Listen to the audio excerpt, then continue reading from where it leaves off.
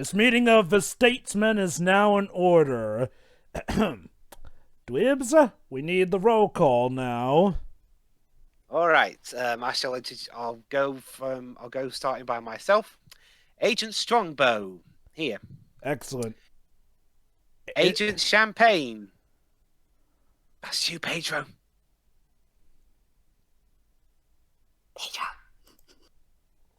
Pedro.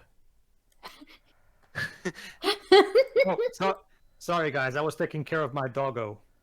Because I haven't finished my training yet, so I haven't killed it yet. So. Well, this is your training now, so... Well, kill the dog then. Jeez. Okay, then. There you go. So I can't believe you killed the dog, you asshole. You Very failed. good. Let's start again. Agent Champagne. Champagne? I thought we were supposed to. I thought we were going for a Knights of the Round Table motif. No, Pedro. These are the Statesmen now. Now we deal with alcoholic beverages. Alcohol. Okay. I guess I'll be Champagne then, sure. Okay. If it helps. Agent Vodka Tio unfortunately could not make it here with us today. Agent Whiskey. That one's sort of taken already, Dwibs. Agent Sake, Shiroi? Yes. Hi, hello. Shouldn't she be Agent Cider? No. But if Strongbow is a former cider, Yeah. I'm already Strongbow. And I'm Agent Jin, and we're here to look at the sequel to Kingsman. We're various agents of alcohol namage. Believe it or not, Shiroi, this makes sense in context. Okay. So, welcome to Kingsman, The Golden Circle, released in 2017, and with a returning Matthew Vaughn as director and co-writer, along with Jane Goldman, and all the original cast returning from the previous movie, or the ones that survived anyway, along with several new characters. Although, it's funny you should mention that. Okay. When I actually saw this movie before I saw the original Kingsman movie. And I'll say this. I did not quite understand why this movie got such mixed reception back in the day.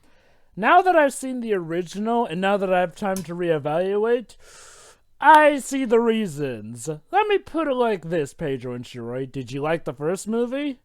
I love it, actually. Then basically you're getting more of everything you saw in it. You're getting more action, more laughs, more spy antics, more swearing, more action, and also more politics, more blunt in your face, lack of subtlety, and, well, a lot more twists, let's just say. It's essentially like this. It's like if you put the first installment on steroids. So you would probably think that more of what was good is automatically good, right? Not always. Yeah. Oh, and an interesting note, this is the first sequel to a Matthew Vaughn movie that Matthew Vaughn actually directed.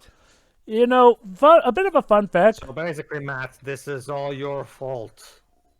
Okay, it's not the worst thing ever, and I do have faith that they can brighten things up, but I will admit, now that I have, the hindsight of the first movie, ooh, this movie is very much a your mileage may vary case in one of the most heaviest ways possible. It introduces a lot of cool new concepts, but also draws on points a little too much. It gives us a lot of cool action here and there, but does some of the most cringeworthy takes on politics ever. So, without further ado, let's begin this wild ride, and oh my god, it's one of the few times where I'm the one actually in the driver's seat getting to see Pedro's pure reactions to something, let alone a sequel to a movie he loves.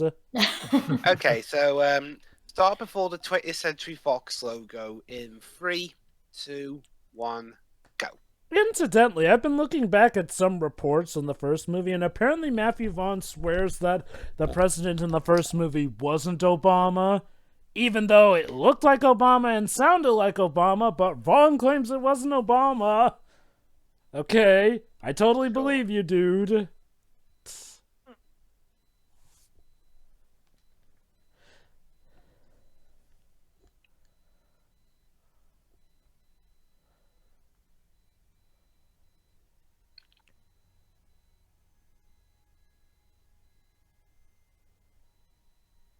So we begin with bagpipes. Yes. Oh, Is- so let me guess, we're in Scotland. Because This is the logic in Highlander movies. 2. This is always the logic in movies. Because in Scotland, there's constant bagpipe music playing everywhere, apparently, according to movies. Basically, we're listening to a Scottish rendition of Country Road. It's like And surprise, we're actually not in Scotland. It's just Kingsman's. It's just the Kingsman office. it's like if I tried to make a thing where there's Eggsy. Yep. Eggsy.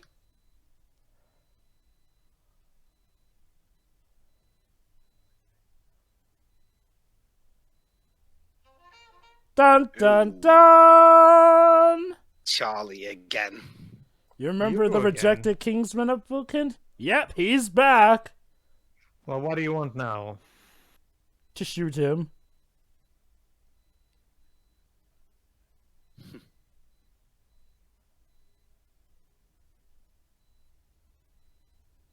Really, dude? What happened last time didn't clue you in that you shouldn't really mess with someone like Eggsy?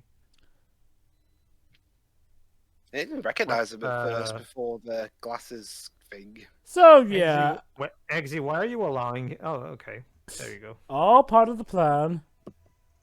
So, yeah, okay, I will also be recalling some of my experiences when first watching this movie because, remember, in my experience, this was my first ever exposure to the Kingsman franchise. So, I immediately got, okay, so this guy is supposedly someone that this guy knows. So that was, I guess, enough for me. So, okay, to be fair, this is enough of an accessible movie that you can get into this without seeing the first one. That's one point in its favor. So I'm gonna take a wild guess and say that that whole you're right that's supposed to be this guy is here to foreshadow what's to come later. I'm assuming. Sort of. Also, why is he a robot? Why is he a Terminator now? Because, Oh, that'll be explained later down the line.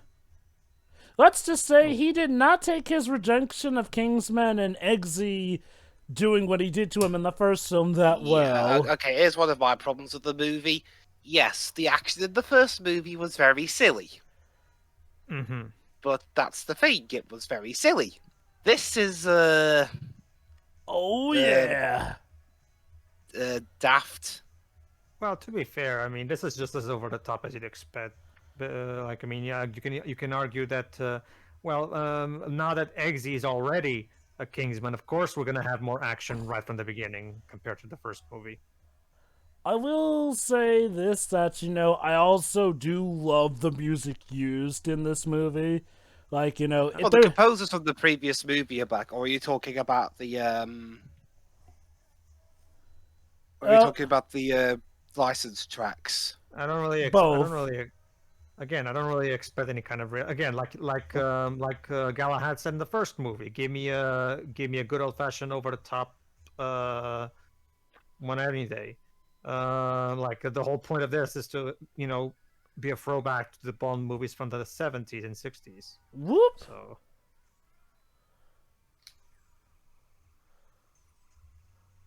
Ouch. so the action is supposed to be over the top and realistic. So I'm okay with this. Yeah, the action... Not to mention, oh, there you go. See. Yeah, the action being over the top is definitely not the issue. That said, the shaky cam when it does become apparent is a bit of an issue. Well, that happened. Well, I gotta say, it's an interesting way to start the movie. Literally pop it up with some action here and there and show you what you're in for. Which, I kind of appreciate. That's kind of what the first 5 minutes of a movie should do. Yes. Establish tone.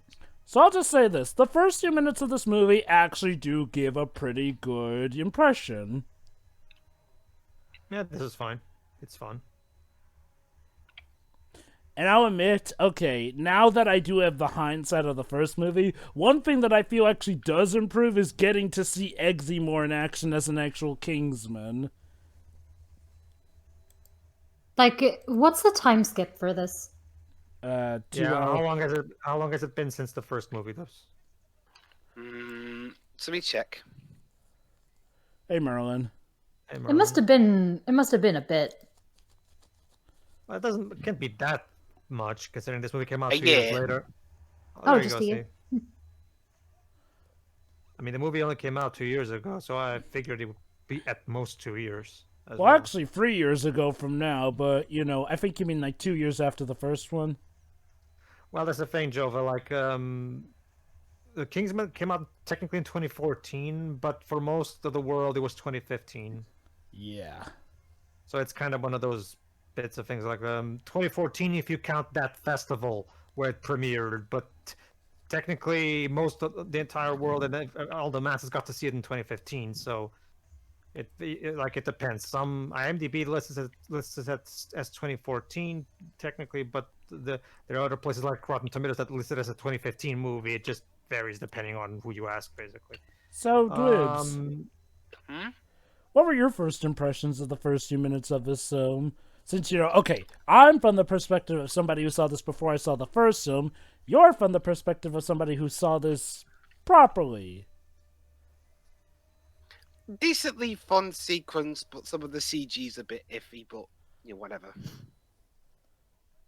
Well, the action is supposed to be just over the top, kind of cartoonish anyway, so I'm okay with that. No, it depends. No, like it could have only been like a year or 2 years based on the movie came out. It wouldn't really make much more sense to have it take place more than 2 years after.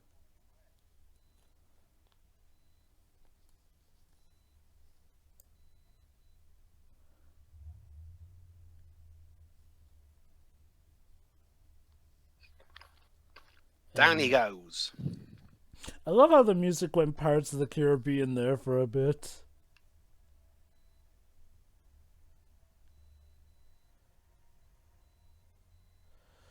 See, now, normally the windows would be shut, but due to certain circumstances, he'll just have to hold his breath.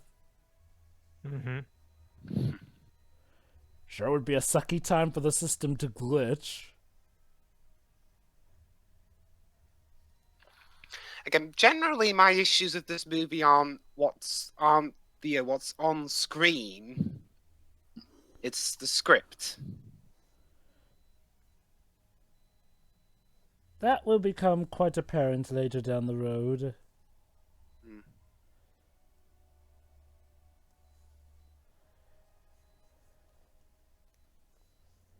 Yeah, that's the thing. Rotten Tomatoes wise, this one got a 52% on Rotten Tomatoes. Kind of a step down from the first movie. And that is a rotten score. And it is actually a case where I kind of do agree with the critics. Again, this is with hindsight and revitalization. I still can enjoy this movie for its good elements here.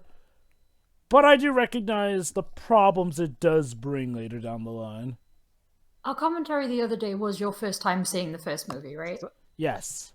It's similar. Okay. I guess you can say, Joe, that it's kind of similar to how I feel about Home Alone 2, in the sense that I can enjoy it if I turn up my brain and you know, in terms of the slapstick aspect of it and comedy aspect. It's not even a case of me turning off. But the story pisses me off. It's not so much a case of me turning off my brain or anything, and I haven't seen Home Alone 2, but it is a similar case by the sounds of it. Well, let me put it this way, without spoiling anything, Home Alone 2 basically pretends that the first movie that didn't even happen, and that's Okay, so Eggsy's kind of sequel.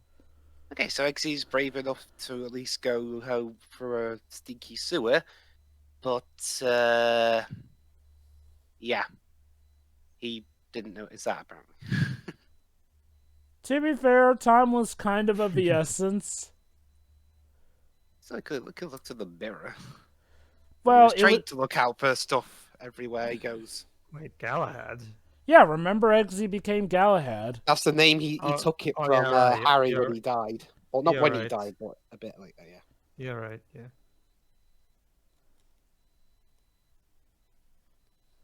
So your life has gone a bit down the tubes, eh, Eggsy? So what place in England are we right now? Still London. Oh, still London. Okay, so here's one of the first things that people are split on. Unlike James Bond, which tended to, throw away the love interest afterwards, they actually did keep Eggsy's relationship that was, established with the princess at the end of the movie intact and still on the board. Also, Well, to be there's fair, JB.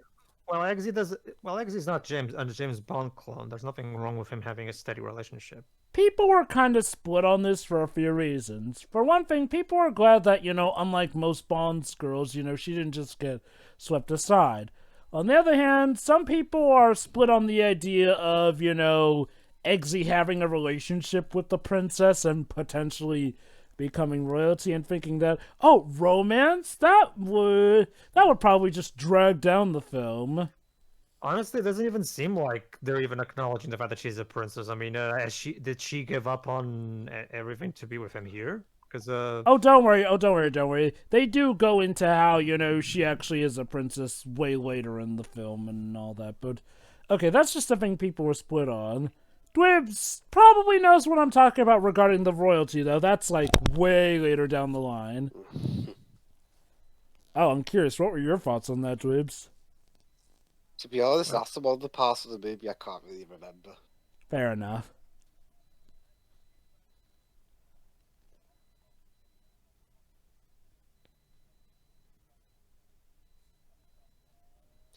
So yeah, also it's nice to see that Eggsy can still, alternate between looking fancy and damn in a Kingsman suit while doing his usual dress and all that.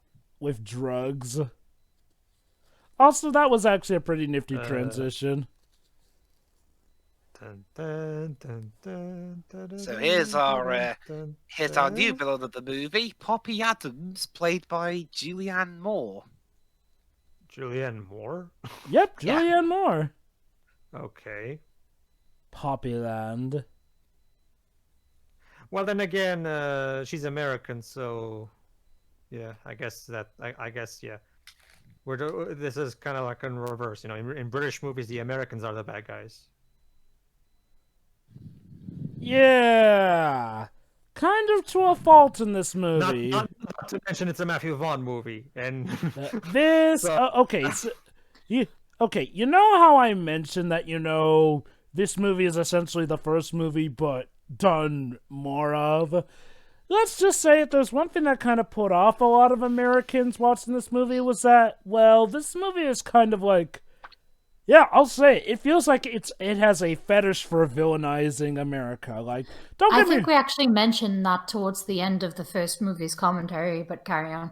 Okay, yeah, don't get me wrong. They did it a lot in the first movie. This one goes over the moon with it, as you'll come to see later down the line. But don't you see, the villain's American. See, 50s America, ha ha ha ha. Is it like if you... Is the fact that she works here supposed to be some kind of jab at McDonald's or something? No. Basically, Pedro, because she loves this particular era of time, she made her lair look like the 50s. Oh, so that's why it looks like a diner. So she's literally put herself in a time capsule. I'll admit, it's kind of an interesting, gimmick for a Bond-esque villain, so I don't mind that entirely. At least I would. So what exactly is her evil plan, exactly? Just get... Hey, people, want to live in the 50s permanently? No. My place. Okay. If you listened earlier, you'd notice that she is basically the leader of a drug cartel. Oh, was it really necessary for that thing to be CGI? Yeah, test of loyalty. Yeah, that's what I was explaining earlier, Pedro. Sometimes the CGI is a bit iffy like that. So, if I understand correctly, Jova, this thing is just a front for something else? Okay. Like I mentioned, she runs the world's biggest drug cartel, as was mentioned in the narration earlier. Okay, fine. As for what her these are not good boys. Yeah. As for what her big plan is... Robots. Yeah. As for what her big plan is, that'll come later down the line. Well, look at the advantage, Shiroi. They can these doggos can kill your enemies, and you don't have Ooh. and you don't have to clean up after them. Well, ain't that lovely?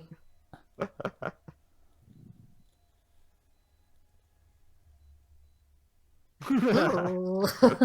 It's the Sweeney Todd special. Who wants half a gut? Yeah, and she literally cooks them and eats them.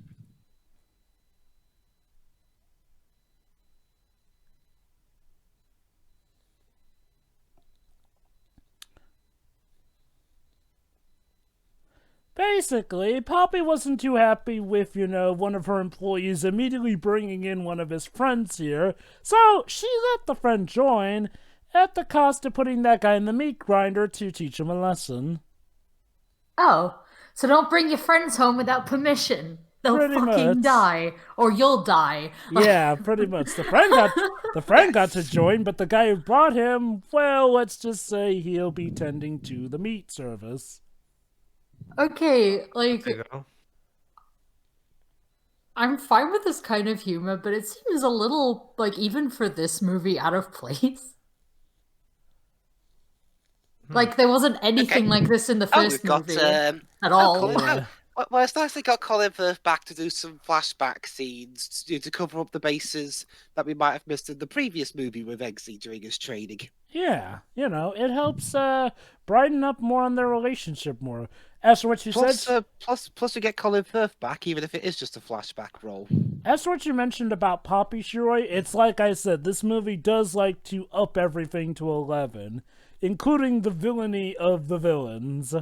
I mean, I do, like, I'm okay with, like, the scene itself, but I just don't think it's for this movie.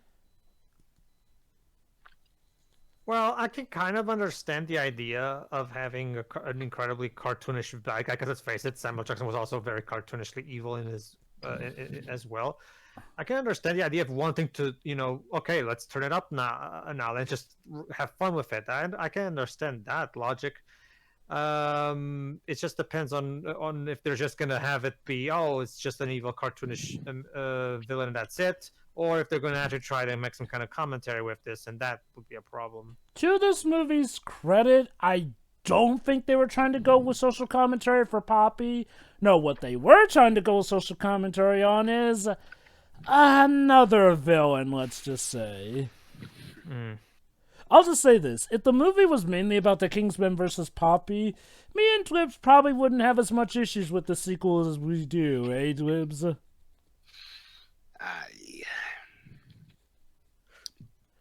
All right. So since Michael Caine's character was killed in the previous movie, now we have Dumbledore in charge of Kingsman. Okay, and what about Hey, Roxy. what about Roxy? She's Who right is she? there. Is she? No, I get that, but what's her? Roxy's still there. Yeah, she's still a Kingsman. Well, I get that, but what's her rank though? Like, I mean, if She's Eggsy Lancelot. Oh yeah, that's right. You're right. Oh, Lancelot. Ugh. Alright, Oh bear my back. god. Ugh. Now, okay, I'll admit, I don't mind bringing this guy back. We can just assume that he didn't have a SIM card on him. Deja vu, yeah.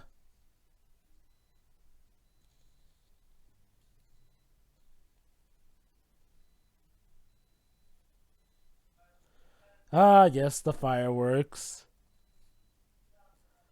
And now I know the context behind that.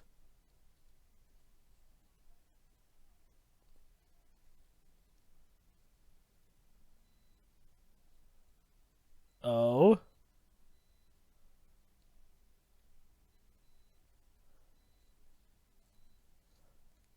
That's right. Basically, Charlie's implant only took his arm and his vocal cords as opposed to his head. I guess it was placed differently than all the others.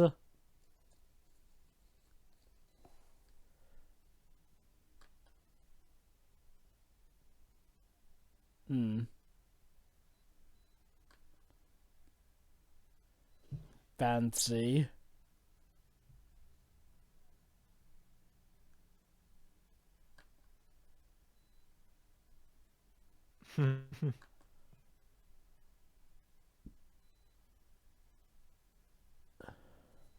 Looks like a mate from the Jetsons.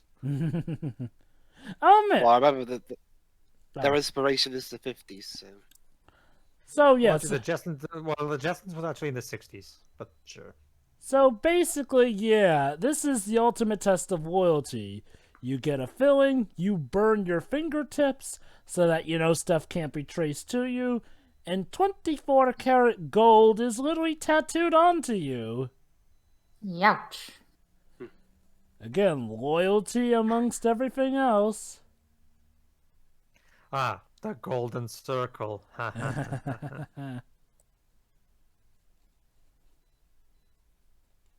So basically, it really is kind of like a Bond motif in the same way that you have something like 007 Ooh. Man of the Gold. That said, one more test of loyalty. Just enjoy this cheeseburger made out of your old friend. I'm sure he'd want you to enjoy it. Some special American seasoning in there.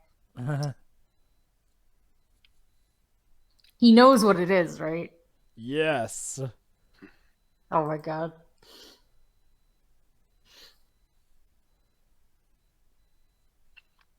Do you want to be the next burger? If you don't want to, you'll enjoy it. Oh. I know that movie-wise it's his friend, but can you imagine how it's probably one of the most delicious burgers for the actual thing and the actor has to pretend that he hates it? It's interesting that they got Julianne Moore for this role because Julianne Moore is a nice version of Julia Roberts. Like Julia Roberts would have been a perfect pick for this role. I think the reason they got Julianne Moore is because of, the fact that she's perfect for this role. Somebody who comes off as, an affable villain, She has a friendly exterior. It's I just... have to wonder... Oh, sorry. Oh, go on. I have to wonder if, not the actor, but, the character, if it ever... came across his mind that, this actually doesn't taste that bad at all. Yeah, I know, right? It's my friend, but pretty good. Because this is all rich people talk about. Financial markets and shit. They don't actually talk like real people, apparently. Well, they're king and queen, They talk about this or Don't how worry, much poor Eggsy's, people suck. but don't worry, Eggsy's got this. Good enough for you? He's the oddball. What the fuck is that lobster? A form of it, I think.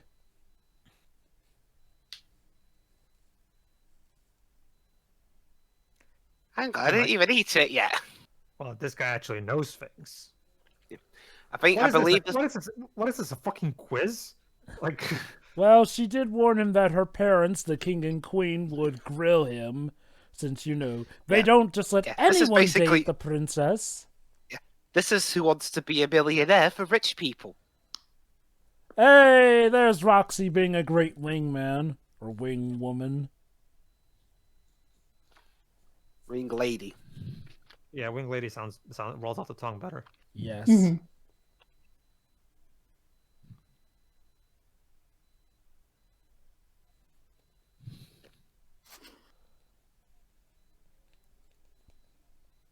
Hey, it's nice to see. I wonder what that is. It's nice to see Roxy having a more involved role this time in the mission, whereas last time she was just doing the training like everyone else. Well, to be fair, Yeah. she did fly up So a pair of wait. balloons and fire a rocket that helped solve things. Also, hey, JB.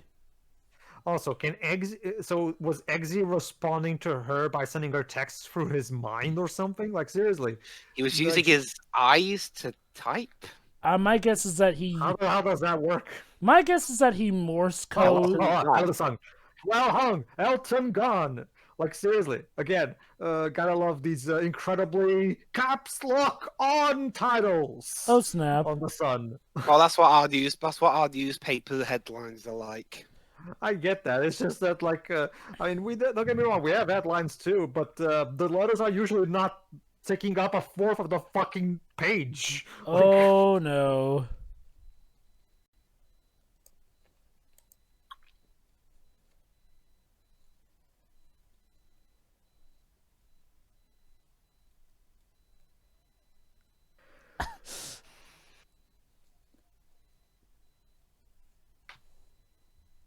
Oh god, no!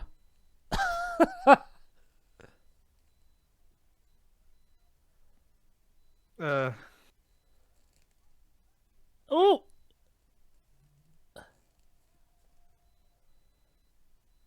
dude, can't you just ask to leave real quick? To be fair, do that. time was of the essence considering what those lighters can do, so... Hey! But, Missile. And Brandon and and JB are JB's dead. Okay! Now, this is one thing that I do have now with hindsight here. So since I saw this, oh, by the way, Roxy's dead too now, by the way. So since I saw this movie, you know, Yeah, that's how brushed aside he is. Joba just literally said, "Oh, by the way, she's dead." basically, Poppy is attacking the Kingsmen head on, taking them out one by one. Now, okay, I'll admit, this is actually a pretty interesting threat level here and there, you know. Seeing someone who is so savvy that they can literally take out the Kingsman. And yes, you just saw Dumbledore say the F word. Honestly, what kind of pissed me off the most was just how brushed aside Roxy was. That is Like seriously, we're not even half an hour into the movie and she's dead. that. Do they mention anything about it, or do they just I kind of never leave see it? her again. Okay. They do mention it, and they do share a toast in, you know, honor of the dead or whatnot. But, yeah, but, okay, here's one thing, though. Okay, one thing that does get worse with hindsight for me is JB's death, because, okay, just coming into this movie, I knew, okay, JB's his dog. What I didn't know was how much he cared for that dog, so much to the point where he didn't shoot him in the first movie. And now JB's dead, like... Damn. I mean, I can kind of understand the idea of trying to raise the stakes, but at the same time, you could have handled this better. Okay, It's It's got to almost mean as- it's almost something, as- especially with established characters. It's almost as bad as the beginning of Last of Us Part 2. okay. I don't know. I'll still take this over Last of Us Part 2. Oh yeah, I would definitely. I did say almost as bad. Like, you know, at the very least, in this, we actually do see the characters mourn for the characters, whereas in Last of Us 2, we never really did see any mourning for Joel. Now that you mention it, That's not even the issue I have. It's more so like these deaths are just going to be brushed off aside from a simple toast. But with The Last of Us, they made a character deliberately too stupid to live. Like, they completely butchered his character, which we talked enough about in the game commentary. But yeah, he shouldn't have died. It was a writing contrivance. oh god, I hated that. Whereas about Last of Us here, 2. So yeah, Eggsy. Sorry, go on, Sheree. Go ahead, Dibs. Go ahead. So yeah, Eggsy and Merlin think the other blew up all the Kingsman buildings. But yeah, it's like except no. But yeah, the deaths here, you know, make some semblance of sense because they were caught off guard completely, whereas, like, they had to force it in Last of Us, and I hate it. Yeah.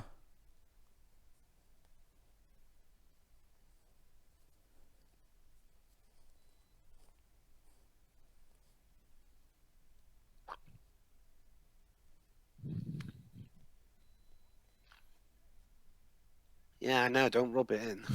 Everyone's dead and it's raining, for Christ's sake! Oh, that's not the movie being dramatic, that's just the UK. I was like, I get it, she's dead. No, to their credit, you know, I get it, you know, they may not have as much time to mourn in, but they do actually mourn a bit still. I can understand why the movie may not linger on it too much, because, you know, time is of the essence, and there's literally their biggest threat now. But, you know, again, how they handle it is up for debate. Sure. I'm just not really a huge fan of killing off characters with potential in the first half hour. Oh, Dwibs, you are gonna hate Alien 3. Hey, you want to know what's worse than killing off a character? How about killing off characters that we literally risked our butts for in the entirety of a sequel, only to have them killed off in the opening credits? Well, this isn't like David Fincher in general anyway, neither do I. But, yeah, I'm aware that all of you people on the internet are now typing about how I just don't get it, screw you. Honestly, David Fincher is a guy who seems to get mixed reception anyway. Like, I'm sure he's done some good, but me personally, I don't know enough about him or his movies to form a proper opinion. So, moving on. What's in the safe?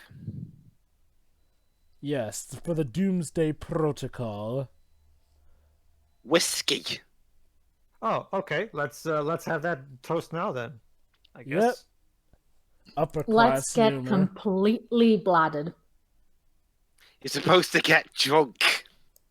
A toast? Our team just died, so let's get drunk. Well, I mean, the original whiskey they had got blown up, so... Well, sure, it's not like we can do much else. No, I agree.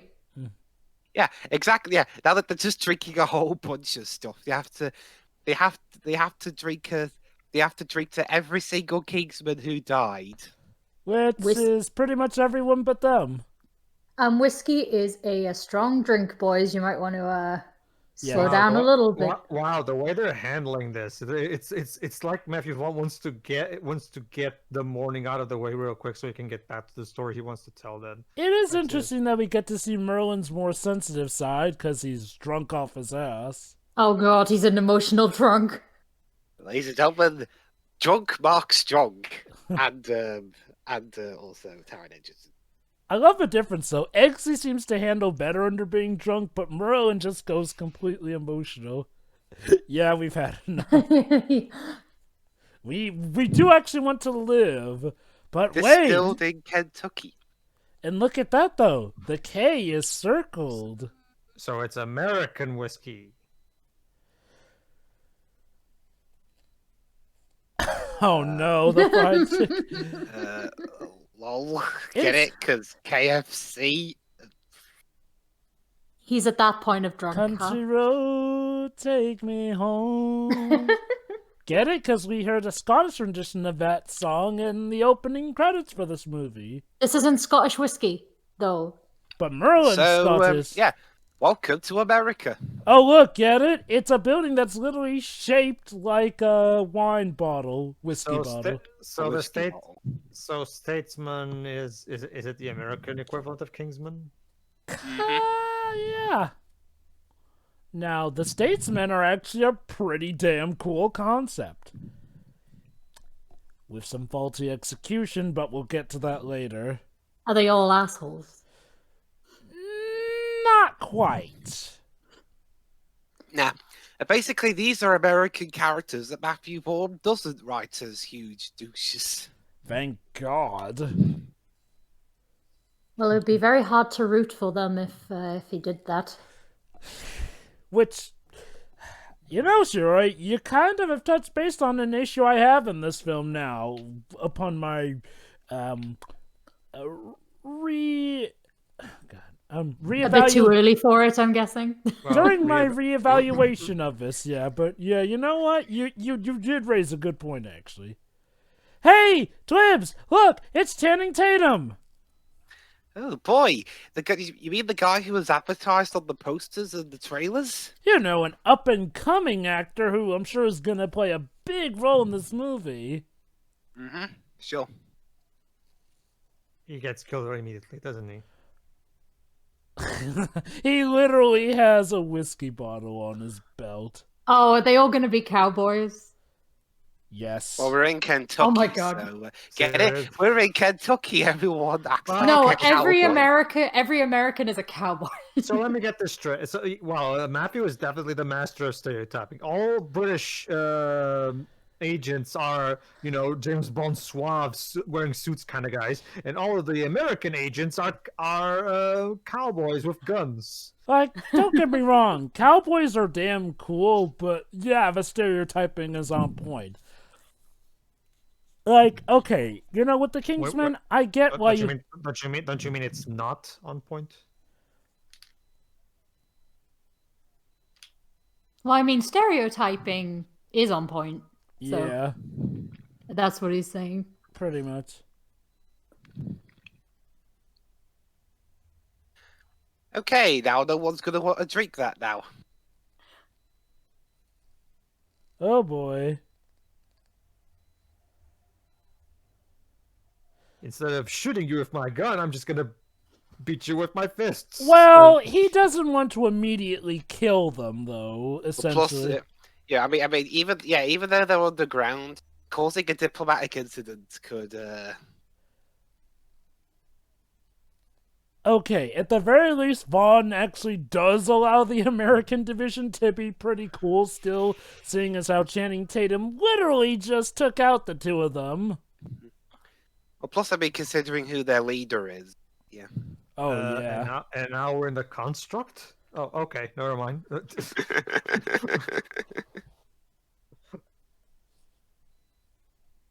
Lepidopterist. The what now? Lepidopterus.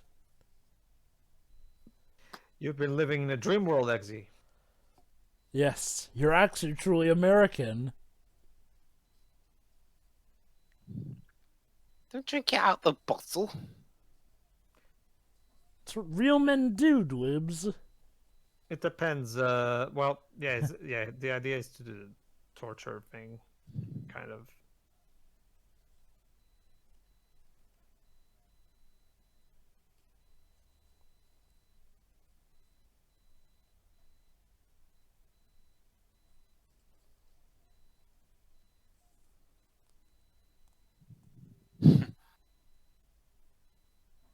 You're ruining his suit.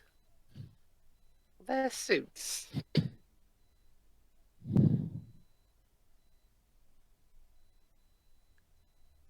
What a lovely fellow.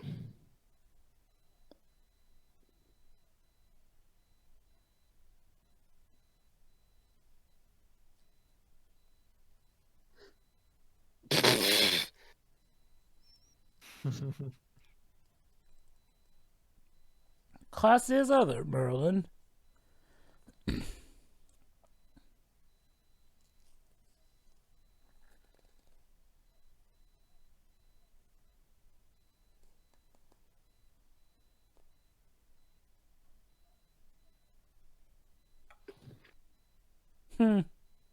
Okay. And yes, Harry's alive. This is not a clone. It's not a robot. It's not a hologram or anything like that. Harry's back from the dead. Okay. Let's talk about one of the bigger things before split on. But I'll be quite honest. This is not the biggest problem with the movie. Oh, hey, Halle Berry. Allie, what are you doing here? Joe, for a second there, I thought you were going to say, no, this is the biggest problem with the movie. I'm like, Halle Berry's not that Oh, no, no, bad. no. Oh, no, no, no, no, no. Suddenly, Hallie. Oh, no, no. Okay. No. Halle Berry's awesome in this movie. I mean, she is flipping Halle Berry. Mm-hmm. Basically, here's the thing with bringing Harry back. On the one hand, you do get some nice cool action between him and Eggsy here and there, which is stuff we did not get to see in the first movie.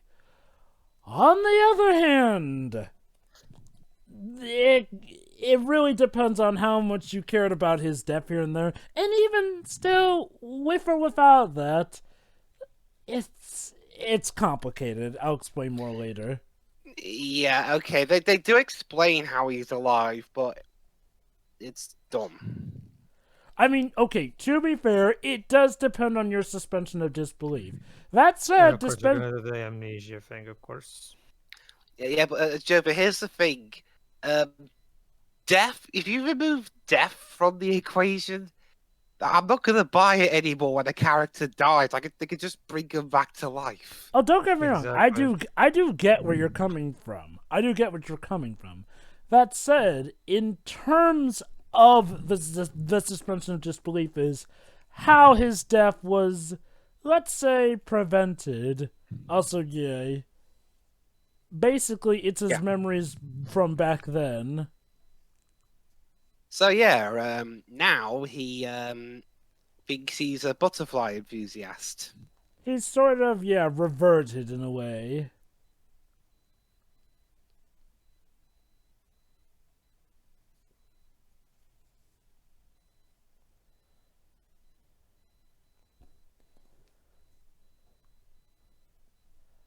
Oh boy, amnesia, because everyone loved that in Spider-Man 3, didn't they? Okay, 1 year earlier. So that in what webs? Spider-Man 3, you know, with the amnesia Oh shit. yeah. Well, that's the thing. Well, that's the thing. Well, here's the thing, webs. It's not Oh, quite hey, the Samuel same here. Jackson. Oh, okay, So- they're gonna show what happened. Okay, let's see.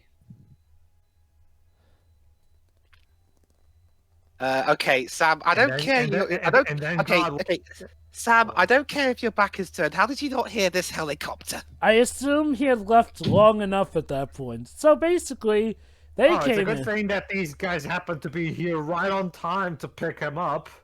Well, So, that was yeah. Here's how they get around the whole he got shot through the head. Alpha Joe. For what? Alpha Joe. This is what I mean when I say that it depends on your suspension of disbelief, because, you know, stuff like the comics or, you know, James Bond, they can have some weird stuff in them. They use magical science gel It repair everything inside your head and magically resurrect it. basically, long story short, Pedro, nanomachines. Basically. Well, here's the thing. Okay, so if I understood correctly, they're trying to say that he never actually died per se because they saved him right on cue. Pretty much. And stopped. So technically, they're saying that he did not die. Okay, from a logical standpoint, that's fine. It's more so the fact that again, this basically undermines the events of the first movie. Okay. Okay. Technically, they didn't remove that from the equation. They just used their gizmos to stop him from dying. He didn't actually die per se. Well, he got shot through the head. So. Well, okay. Being shot for the head is, as Tail told us in our Last of Us Part 2 playthrough, being shot for the head is not automatically a death sentence. It is possible to save someone from being shot in the head. Yeah. So like I said, it's complicated. Also, there's I'll Elton take John. Tio's word on it. Also, for that Elton John. Elton, what are you doing here? Saying F you. Elton John said the fuck word. So yeah, they kidnapped Elton John, and no, that is actually him. And let's say he has 2 levels above a cameo. So Oh, really? Yeah, believe it or not, Elton John is the next thing people are split on here. Interesting cameo that actually does have an interesting follow through, or a joke that goes too far.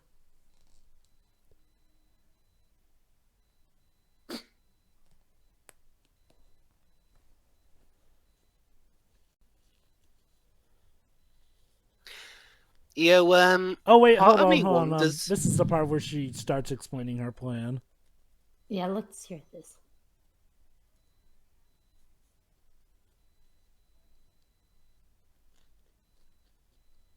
Oh boy. Uh-oh.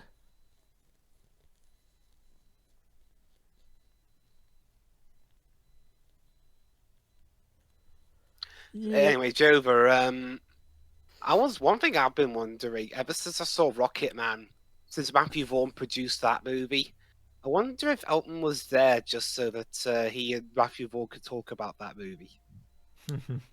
Huh. Maybe. Okay, the Statesman theme I actually really like. Oh yeah, like I said, the Statesmen are actually pretty awesome, stereotypes aside. I mean, cowboys are awesome. And it's a better use of cowboys than cowboys versus aliens.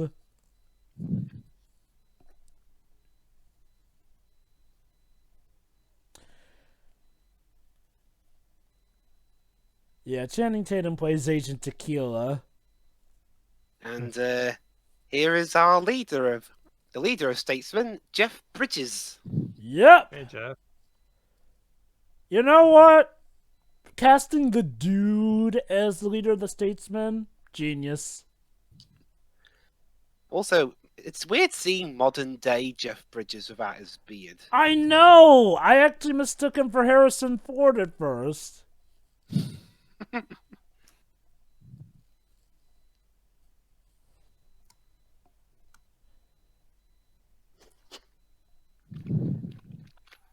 So, let me just point out a bit of hypocrisy here. So, this movie portrays a load of Americans as the mass bad guys, and trust me, to a high level. Yet, like with World War II, the British are going to the Americans to help bail them out. So... Because Americans are useless and you can't do anything. Again, even though it's the Statesmen who the Kingsmen are going to for aid. And never mind that, it's the Statesman who saved Harry's ass. Yeah, we should be grateful, damn it. So if I understood correct,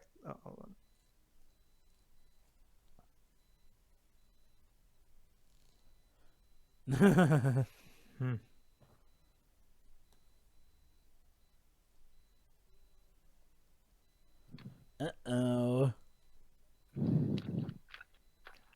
Oh, so he also has that thing. Yeah. Wait, Man, blood freezing is very rampant, isn't it?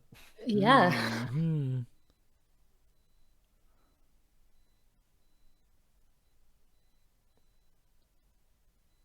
So basically, if I understood correctly, America, meh.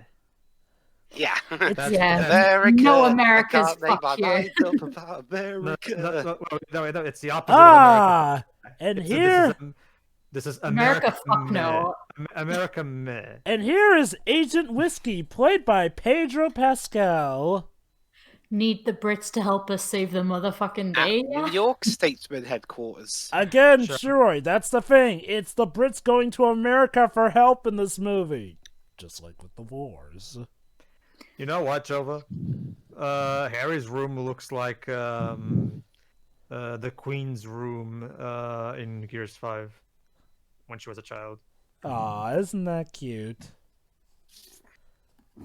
So basically, they need something to help trigger his memory or whatnot. I actually forgot her name.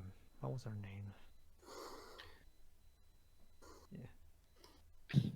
So, what better way to help trigger his memory than to, well, repeat the first step of Kingsman training?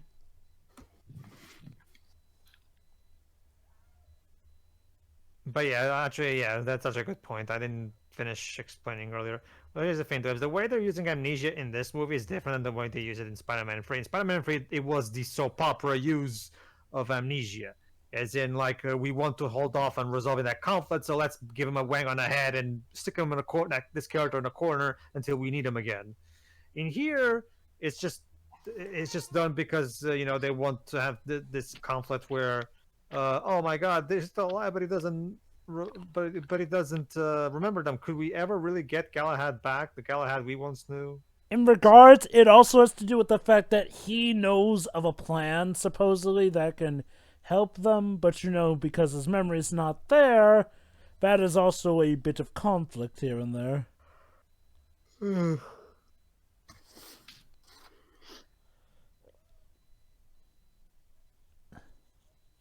Oh, that didn't go as planned.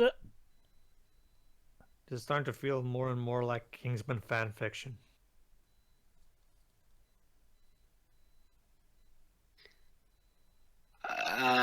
When did he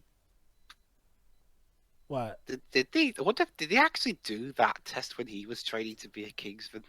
Probably. Well, I'm assuming so. What makes you think he didn't? Oh.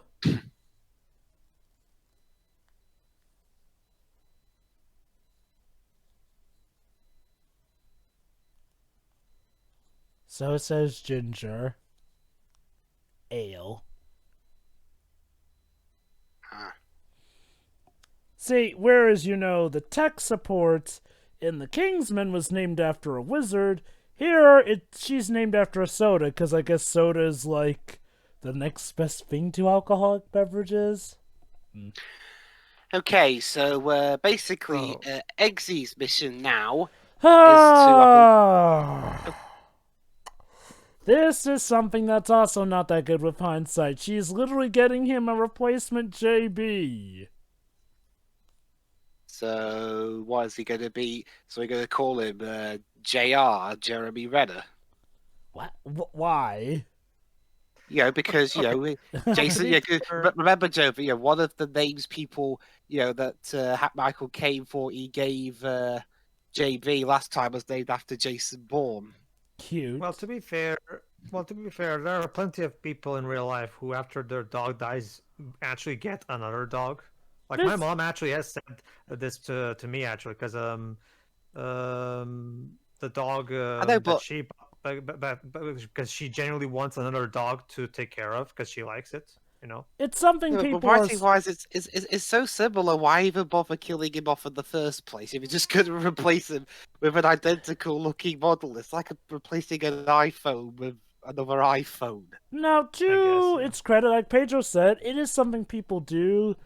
That said, a reason people are split on it is either, is it a realistic reaction, or is it cheapening the death of JB? Okay, You decide. So that's the thing. And now we've got a condom tracking device. Anyway, you were saying, Pedro?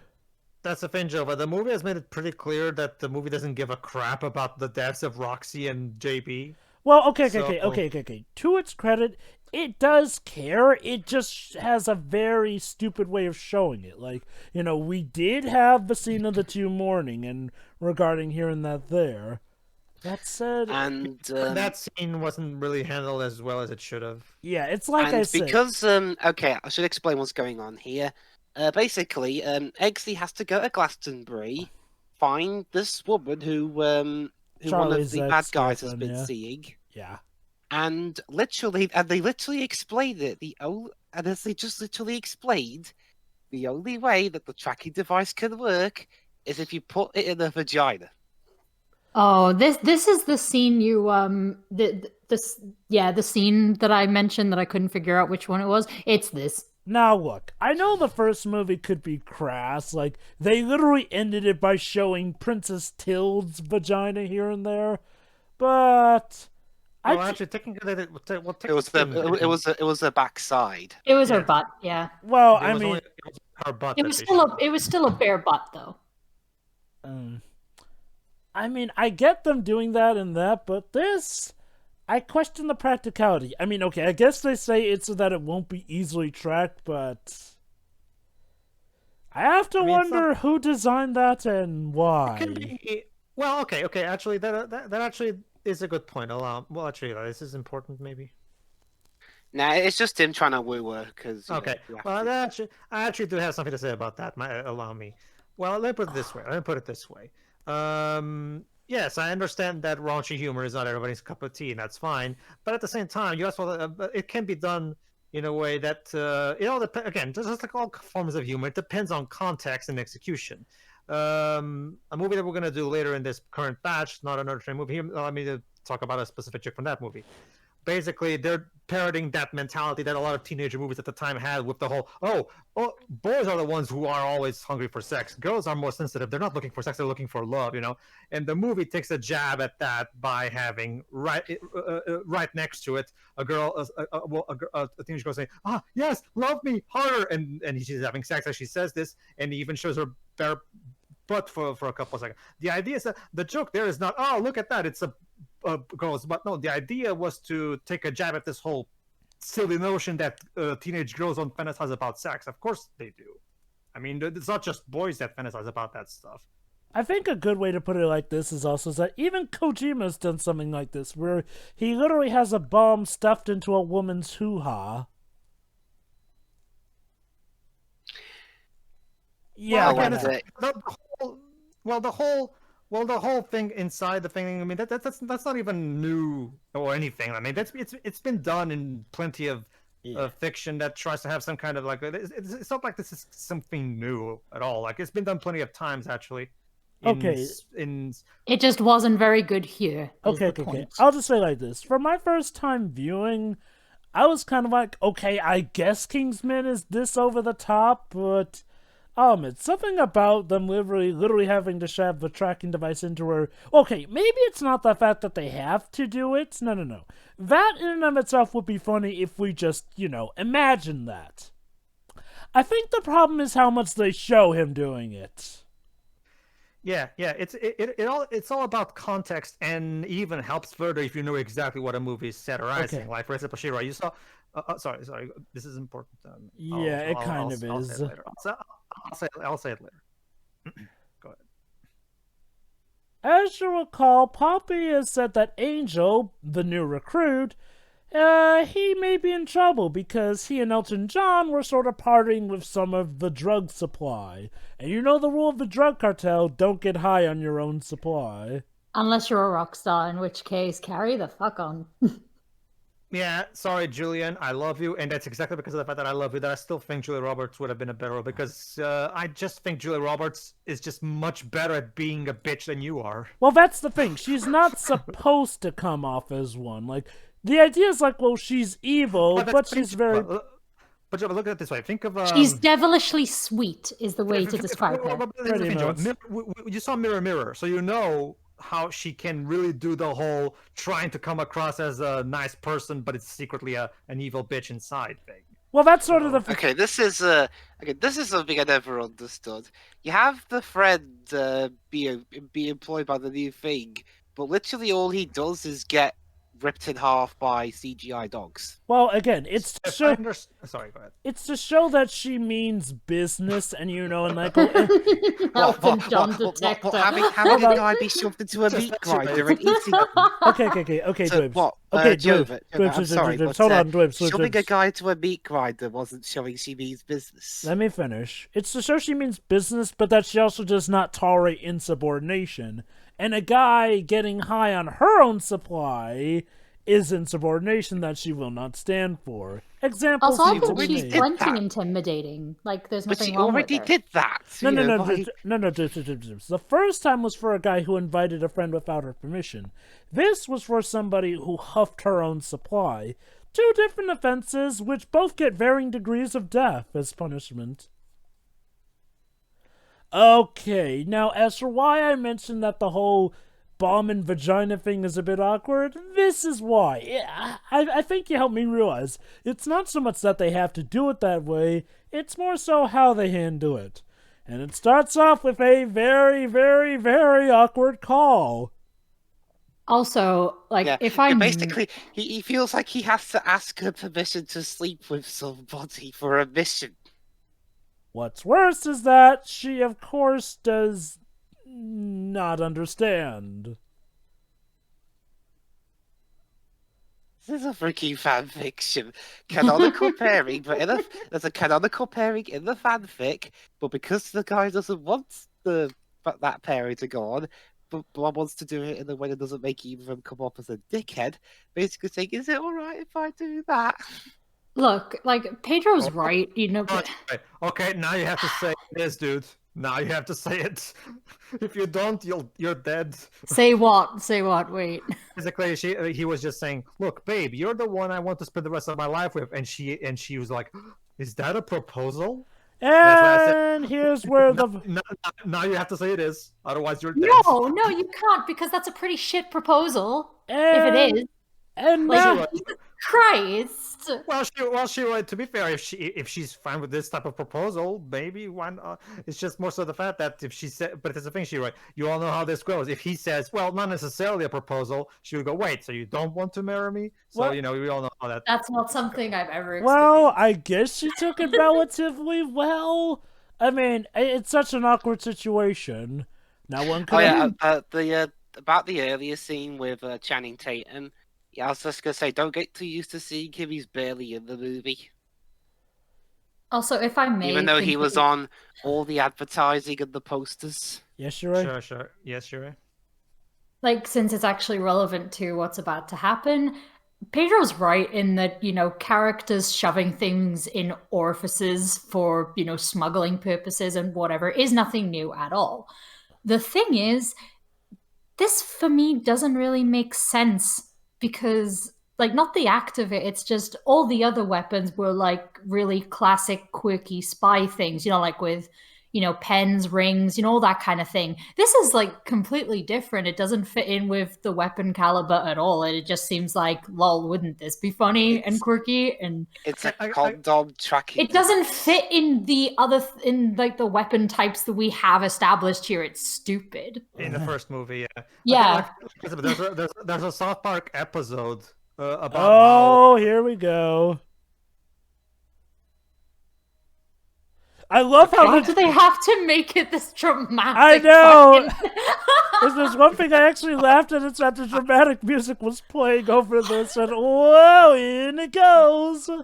Okay, Henry, Matthew, I appreciate you trying, but no use of this music is gonna make this in any way classy. And now you know what I This meant. music makes it sound like it was a rocket launching. Jesus Christ. That's exactly the thing, Dwibs. I don't think you understand. This is what we call humor via musical dissonance. As in, you have something. But it's not supposed to be funny. Well, are you implying that him sticking a condom tracker into her vagina is not something that we're supposed to find funny and take absolutely No, serious? it's supposed to be the whole thing of the plot, the tracking device shit, and then he just leaves. It is funny, but not for the reasons that the movie probably wants me to think it is. But, It's more so the fact I don't think it's even meant to be like funny in the traditional sense that you're thinking about. I think it's supposed to be just more like over the top, like holy crap, this is like just the movie's just having fun with itself. That's the basic. One problem I don't like though is that it's shit. Here's a problem. This, of course, causes for there to be a relationship drama between Eggsy and Tilde. Okay, in that case, sure. Remember how I mentioned earlier how some Even people... though Eggsy just literally explained to her, it's part of our mission. Yeah, you remember how I mentioned how some people were split on the romance? That is part of the reason, because we have the misunderstanding or girl not understanding that it is legit his job to help save the world. I mean, shouldn't she know anyway, seeing as, how they first met literally involved them having sex? And look, I get it. It would come off as weird to someone, but you'd think this would have come up at some point with the whole having to be suave and everything here and there, or maybe it's their attempt to be a deconstruction, maybe. I think the problem is, it adds an anchor that this film does not need, I feel. If it were handled... Half the time it feels like a parody of spoofs of Bond movies. And you know what? If it were strictly for parody, I'd be fine. The problem is they do expect us to take it seriously. Also, it's not just a matter of that. Like, I'm gonna go with the fan fiction angle, but this to me feels like a fan wrote this, not Matthew Vaughn. Well, Pedro, hate to admit it. That seems like a good way to describe it so far, actually. Well, I guess you could say Matthew Vaughn was a fan, and he wrote this, so fan fiction. A horny 12-year-old fan, in particular.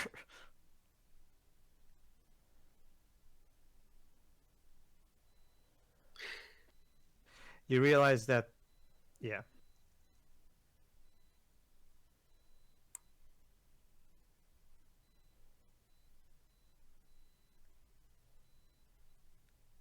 Anything?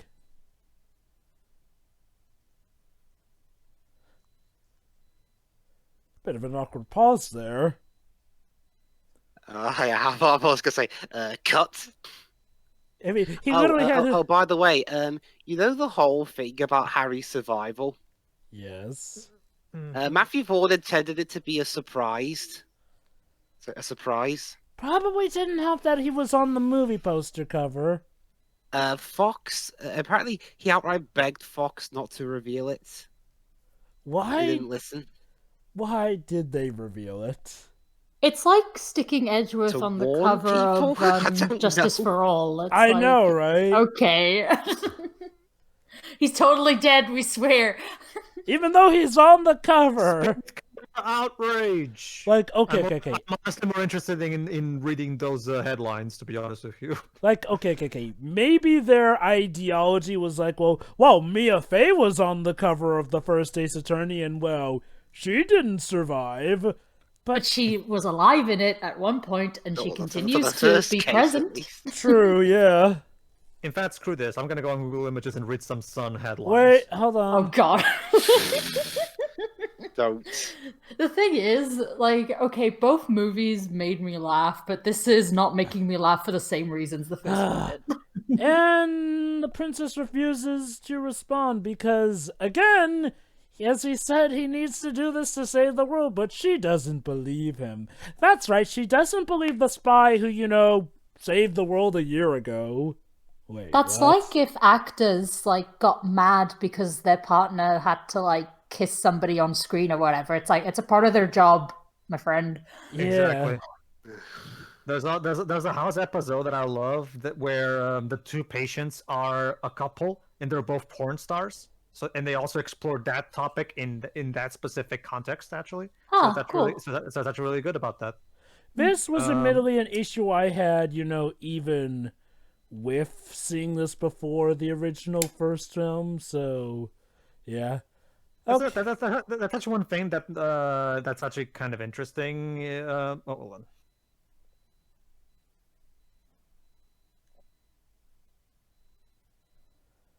So, one last try and get something to trigger his memory. It's a puppy.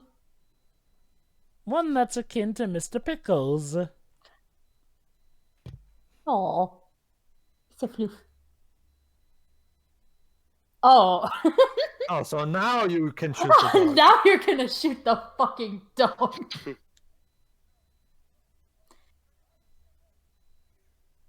Oh. Eggsy, I don't think this is the right way to do it.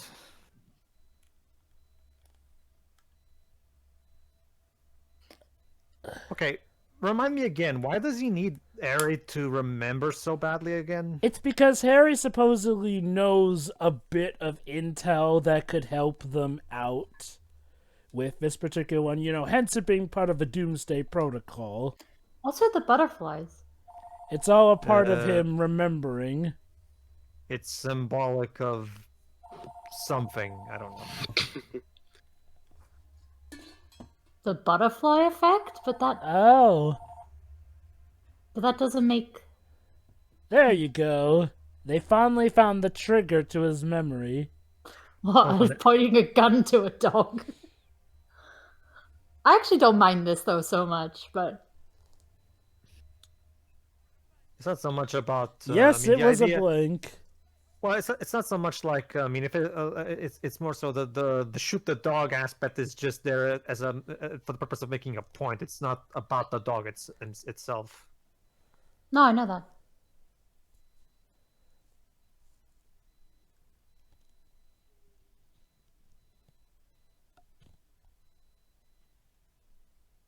So are they gonna? Maybe I missed it. Did they explain why the hell he has an eye patch now? Because he got shot in the eye. Oh yeah, you're right. Yeah, I guess they couldn't save every part of him, but yeah. Silly me. Like the original film didn't even specifically show us that it was specifically in the eye. We just saw a headshot from the side. So I didn't even necessarily associate it with an eye. To be fair, this movie did actually show more in detail that he was shot in the eye earlier. Sure.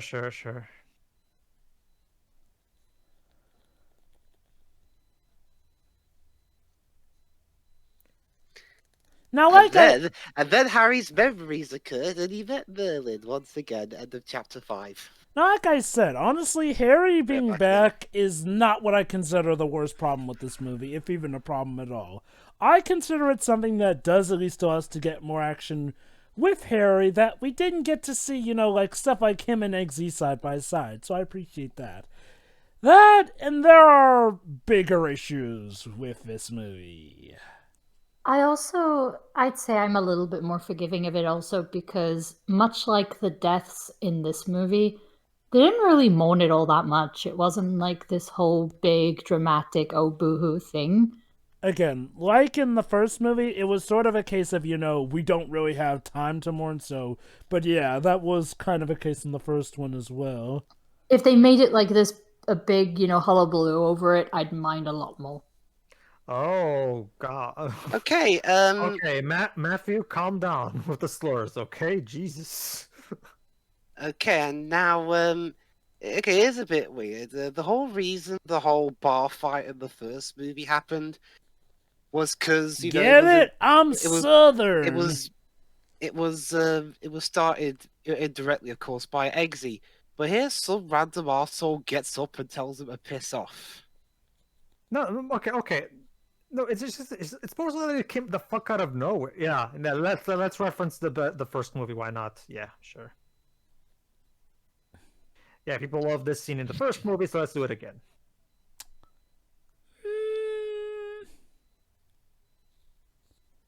Yeah, it's literally word for word. Except a bit of a difference. Yeah, he doesn't have his 2 eyes, so he doesn't have as much good aim. What's up with the butterflies? Let's just say his mind isn't completely back together. Oh. So well, I mean, for a guy with only 1 eye, he managed to hit those guys all right. That said, he doesn't entirely have his mojo all back. Don't worry, though. Pedro Pascal to the rescue. Something wrong, Shiroi? Wait, what do you mean? Like you were going, oh. No, I was gonna say something, but it completely slipped my mind. Okay, now this upcoming scene is pretty badass, not gonna lie.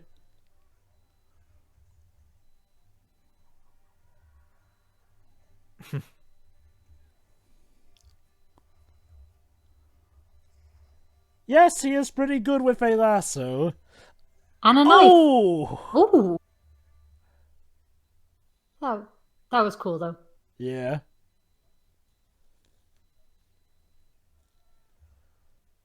Good to know. Just carry on chit-chatting, why not? I still don't see the purpose in just, bringing back Harry if you're just gonna have him be like this, to be honest with you. Pedro, it's all about of an arc. Just wait and see. Eh. Although, he had his arc. So yeah, apparently there's a purpose of the butterflies, Pedro. Him having episodes. That's it, Pedro. I do see your point, though. Like I said, it's a very split thing, though. Again, I mean, either, you do enjoy what we do get from him later down the line, or you do wonder if maybe there was really any point in bringing him back. To put Colin Firth on the poster. Okay. Honestly, Oh, sorry. I'll wait a moment. I'll wait a moment. I'll wait. Right. What the fuck?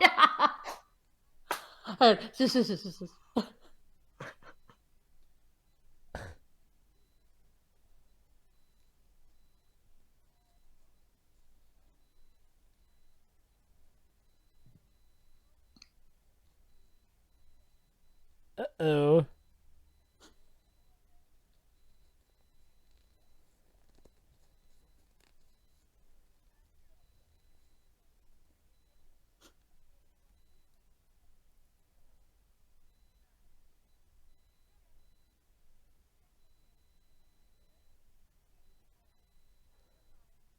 Yay! Makes you completely crazy.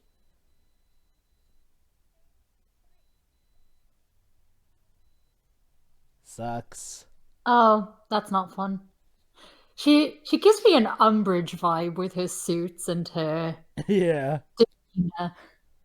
And yeah, nasty death. Oh.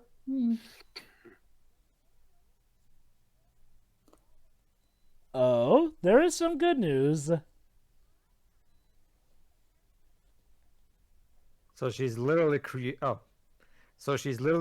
the problem and offering herself as a solution. Yep. Oh, hi, Elton. Don't worry, he won't. You know, I just realized something. Elton is basically what the Mark Hamill of this movie, basically. Just Mark Hamill, he's here as a glorified cameo, basically. Although funny thing, Elton John's actually my favourite part of the movie. Well, it's Elton freaking John. I mean, sure, at points his acting is a bit ropey, but I mean, it's Elton John. Okay. Oh. So basically, she is holding every single drug So, addict. hold on. Yeah. If your idea was to talk about this and shit, why did you literally start with, by the way, the United Nations has no teeth? Well, it's sort of her way of saying that So they now don't. we have Bruce Greenwood as the president. You know, And yes, Jova? fun fact: this is Bruce Greenwood's third or fourth time playing the president of the United States in a movie. So yeah, quite interesting. I'm Matthew Vaughn. Did you know that Americans suck? Because Americans suck. So basically, Poppy's plan is to have the entire world legalize drugs so she can make a hell of a lot more money off of drugs. However, So what do we do, Mr. President? well, you'd think the obvious thing to do would be to, legalize it for the time being to, save the lives of everyone who Fox said any News. drugs. Well, again, Fox was still altogether Fox at this point. I get that. It's just that, if this was really being reported by Fox News, I think it would have been different. Actually, it's surprisingly on point for Fox News, actually. I guess. But, no, seriously. So, I find it interesting how, okay, I'm going to have this scene where she explains how she's been drugging everybody, but she has the antidote. But I'm going to start this Channing speech Tatum. But I'm going to start this speech with her bashing the United Nations for no reason. Like, What is the... Yeah, Jova, you were going to explain that. The no T is supposed to mean what? Sorry. What was that you said, Joy? You were going to try to explain the phrase the United Nations has no T or something. no teeth, No teeth. No Shirai. teeth. It's her way of saying that they don't have any balls. Like, well, they just be like, typical, oh, well, we'll get to you eventually sort of, Oh. folk. It's the more polite version of saying you've got no balls. Shirai. Okay, so let's see what the Okay. president's going to decide.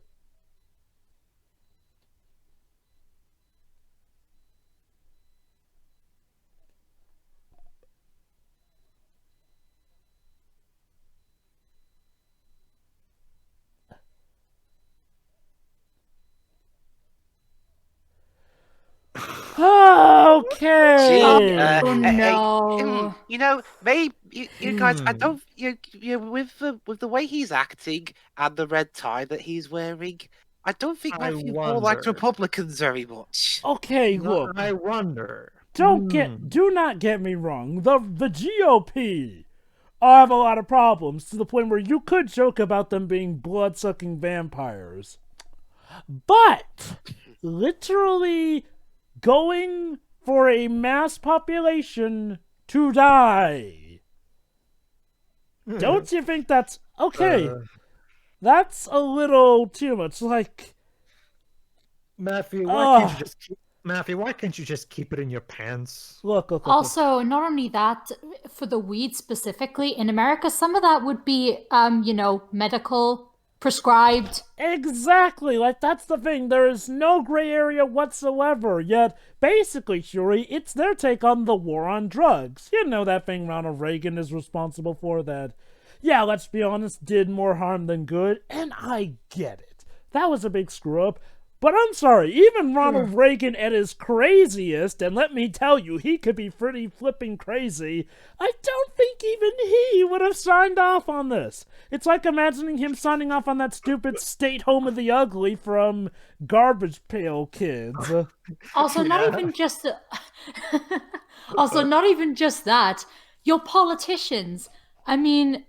We've seen it actually quite often. A lot of your staff are going to be doing drugs. You know that, right, my dude? It's funny you mention that, Shuri, because that actually does get because they just addressed it. What about all one of his aides said, "What about all the other people?" The president was like, "Bear, who cares?" You're all scum and whatever. Gee, guys, I can't imagine why Americans may not have cared for this movie so much. Yeah, But isn't this like a critics global who- situation, not just Yeah, America? Yeah, basically, American critics who saw the movie tore it to shreds. Yeah. I don't blame them. I really wonder don't. why. Well, that's the thing, Shory. The only government official leader we really focus on is the President of the United States, which I guess they're implying that only America would be this evil? Like, come on. We're all precious over here. Like, ugh. Okay, it's like I said. This movie is the first movie, but more of it. Unfortunately, along with all the positives, all the negatives get enhanced as well. Mm-hmm. Yeah, that's my biggest problem with this movie. At times it can be really fun and entertaining, at other times it can be incredibly immature. Pretty much. So, okay, never mind. Here's the actual title, Shiroi. America, fuck you. That's basically Yeah. it. So- Again, so Americans are supposedly the biggest bad guys, again ignoring the fact that it's Americans that are helping the Kingsmen. Well, now let's go And to now we're- Italy. Okay, now we're- anyway, and- let's oh, drag Tio's country into this. Yeah, let's drag the Italians into this while we're at it. Why not? Like, Hey, if the others gotta suffer, then more let me, people get, have to suffer too. let me guess. Is he going to say how the Vatican sucks as well? I mean, while he's at it, why not? At this point, sky's the limit. But he doesn't give a shit. Like, Okay, now to his credit, Pedro Pascal is actually pretty good in this movie. I'm looking forward to seeing how he'll do in the Wonder Woman oh no, sequel as well. the actors are not the problem. It's the fucking script. Yeah, like, Again, what the hell happened here? you see what I mean when I It's not say... even like Kick-Ass 2 where it were different people. It's the same guy. You see what I mean when I say about this movie? It had such a good opening impression, but when you go deeper in, and again, I think I can explain that, Wibbs, actually. Oh. For the first movie, he was probably, at the very least, to some extent, restrained to what he could do. You know? Okay. He must have whereas been for very, some- very loosely restrained because he could be pretty unsettled with that too. Well, that's why I said to some extent. True. You know, It really like, does feel like a fan fiction, though, I must say. to some extent, like, Oh. okay, you can have your goofy jabs at America, but don't go overboard with it. Something along those lines. Yeah, this Yeah, is just so vindictive. Like, Yeah, After the huge box office success of the first movie, Fox decided, okay, fine, you have carte blanche, go ahead, and this is the result. Okay. Okay, and to be, and I'm not sure if it's when I first saw this movie, I was like, oh god, they're doing the fucking Trump jokes. okay, look. As much as I But hate... but again, to be fair, yeah, the Republicans, but Trump's not from the South. Yes, Jova. Like, I get it. The Republican Party has not been a good sign. And yes, America can have a lot of faults, but I don't think okay, let's say, okay, even if the president was that insane, maybe we could argue that.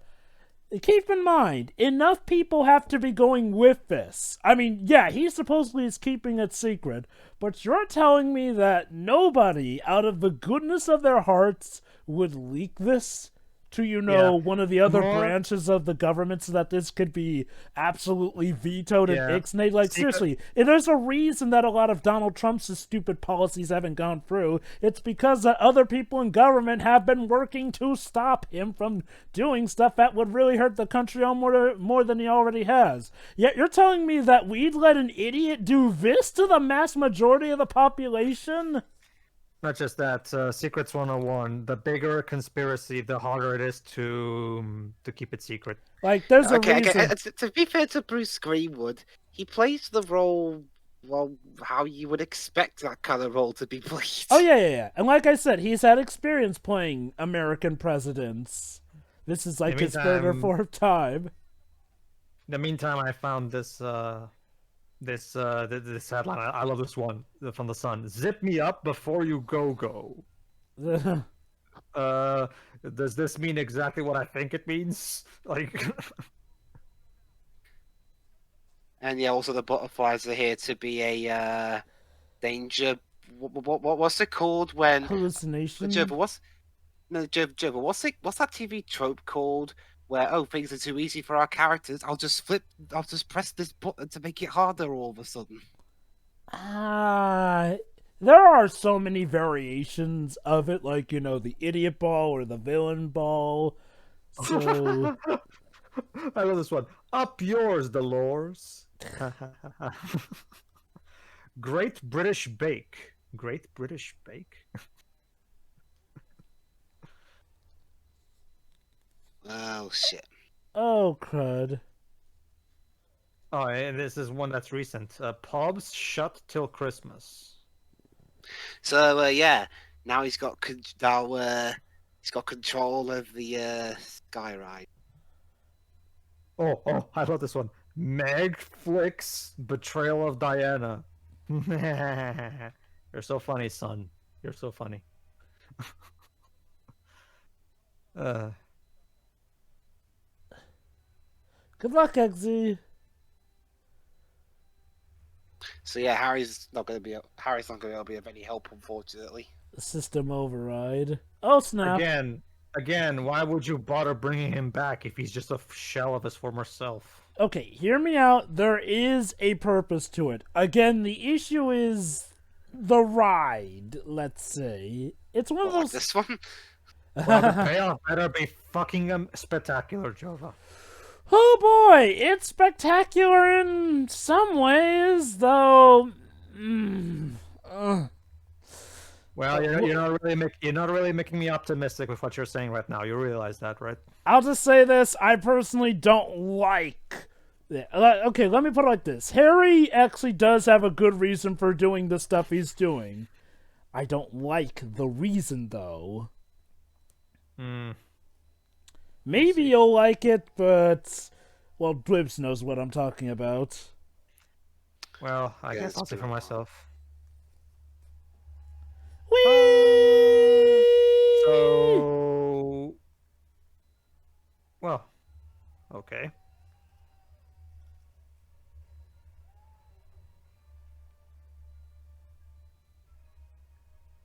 Oh dear. Oh yeah, very true. I remember that spy cliche where Bond was in a where Bond was stuck in this kind of vehicle and caused all this shit to happen. Like I said, Libs, as a result of the carte blanche that I'm theorizing that he was given, he's completely lost his any sense of restraint. Honestly, this is him unchained. to be Well, fair, I mean, didn't James it's not Gunn- like Matthew Vaughn. Well, remember, I told you. I think I told you at one point there was this time where he was recording a commentary for Layer Cake, and the way he addressed critics of that movie was a bit. Dare I iffy. ask? Dare I ask how he, regarded critics of this movie? I don't know. I've never heard him comment about this one actually, but like I said, Matt- but if you could say what you said about Layer Cake. But so it's like I said, Matthew Vaughn has is a completely loose cannon. Hey, you actually had a good joke there, movie.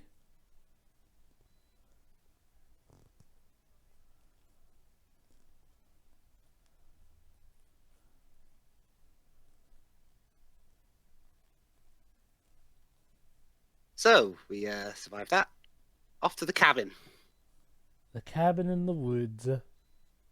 Well, the mountains, but yeah. Mountainous woods.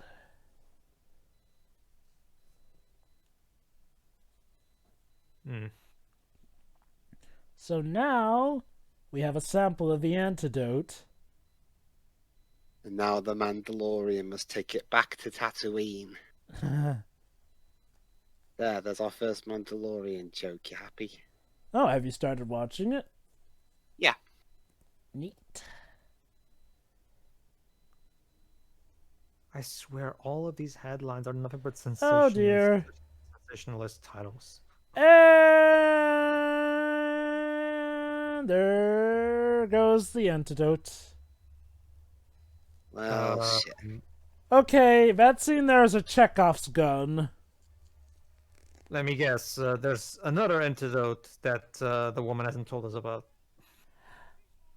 You'll just have to wait and see. Or Poppy, that's her name, Poppy. Yeah. It's not entirely what you think.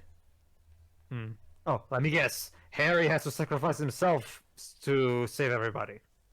Again? Well, I don't know. I'm just shooting in the dark at this point. Also, of course, Pedro Pascal has a pair of Colt single-action army revolvers. Oh, now all of a sudden, Harry thinks Pedro Pascal is a villain. What?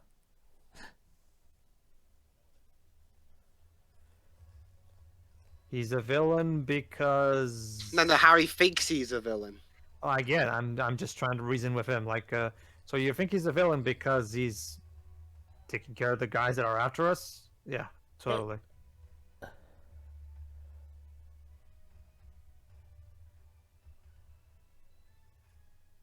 Oops.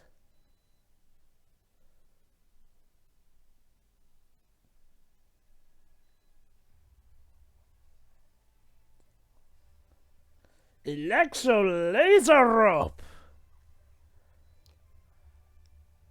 Which cuts your legs off.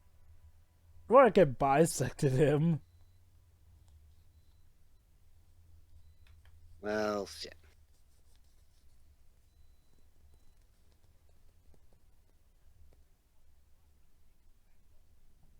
I've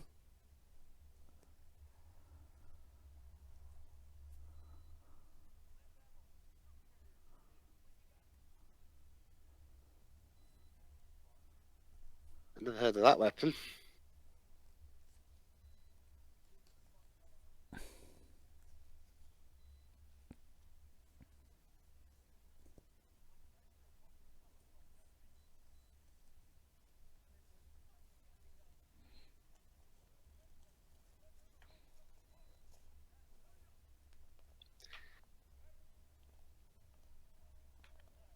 More butterflies.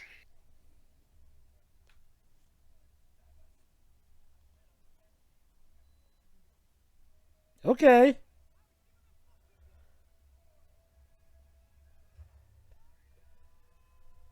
He gave him his.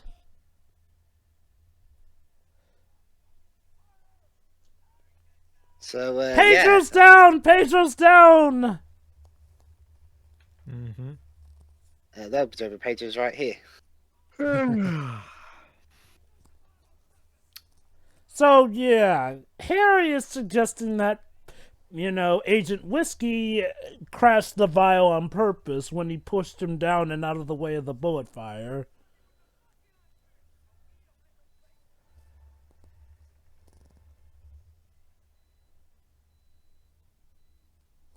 That's a new one.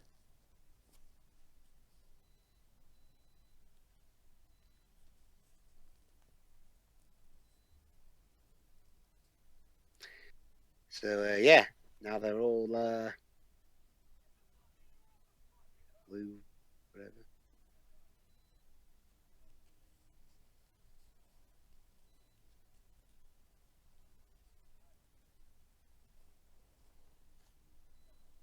But don't worry, guys. We have the magical, bag of brain fixing to help us. The nanomachines.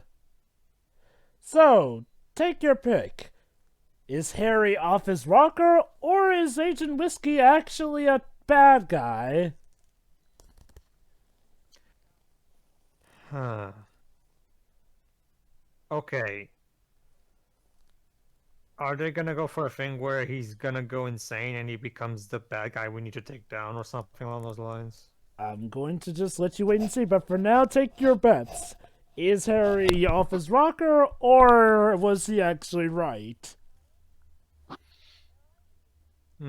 It's either... Okay, either him, if it's either that or Harry becomes a villain. Wouldn't that be Either- interesting? So, yeah. One of And those now two. he's blown up his girlfriend. Well, because she became too much of a liability. And, well, there goes her chance of getting the antidote. Well, at least from here, anyway.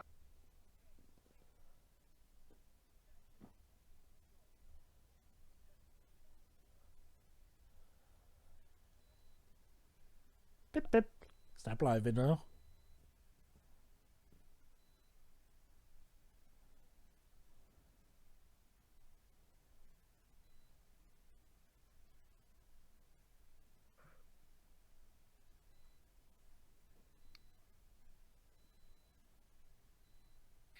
He wants to get out into the field.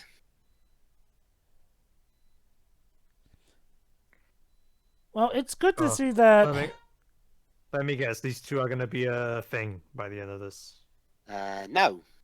No. Okay. Basically, she wanted to be an agent, but Whiskey voted against it. Supposedly for her safety. Oh, what? She has some kind of tragic backstory? No, it's more so just about of keeping her safe. Guess what the president's ordered to do to try and Yep, contain the threat. he's Put lying to everybody them. in a fucking stadium? Well, actually, yeah. Well, So how do we protect ourselves from the effects of these things? Simple, get everybody together. That makes sense. oh boy, yeah, Pedro, about politicians, potentially using drugs and whatnot, yeah. Turns out she used drugs as well. Well, actually, it was Shirley that said that, not me. Oh.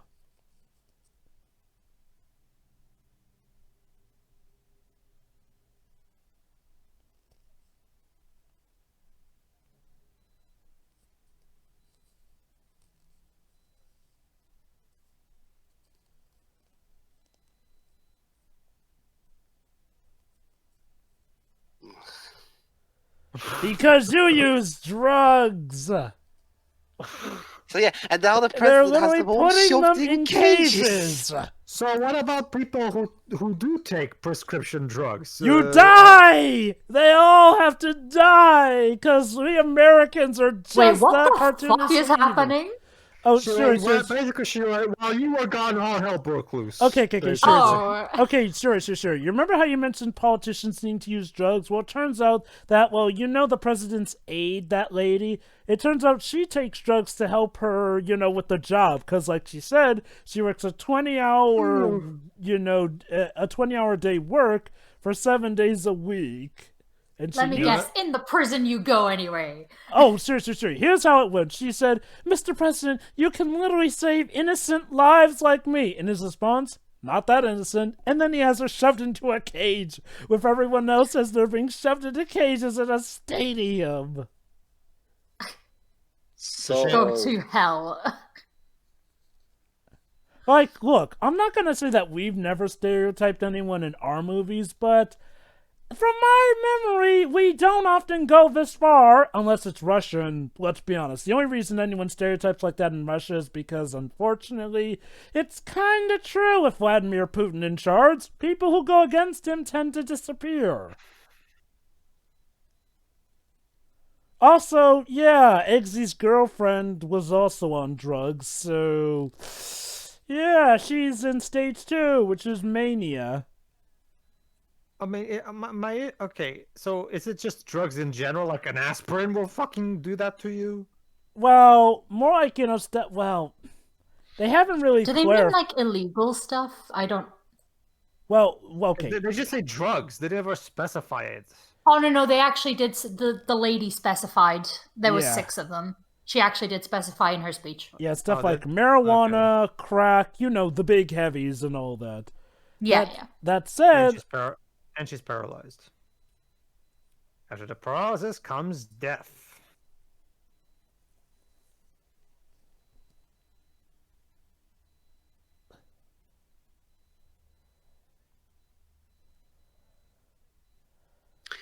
Okay, now I'm convinced that they're trying to go for a Harry's gonna be a villain type of thing, or because that whole conversation between him and Merlin really gave out that vibe. So, question, what would be your thought if Harry actually did turn out to be a villain? That would be incredibly stupid and insulting.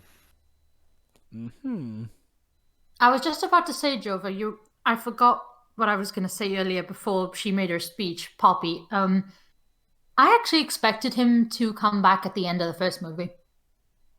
Who? Wait, who are you expecting to come back? So Harry. Oh, Harry? Yeah.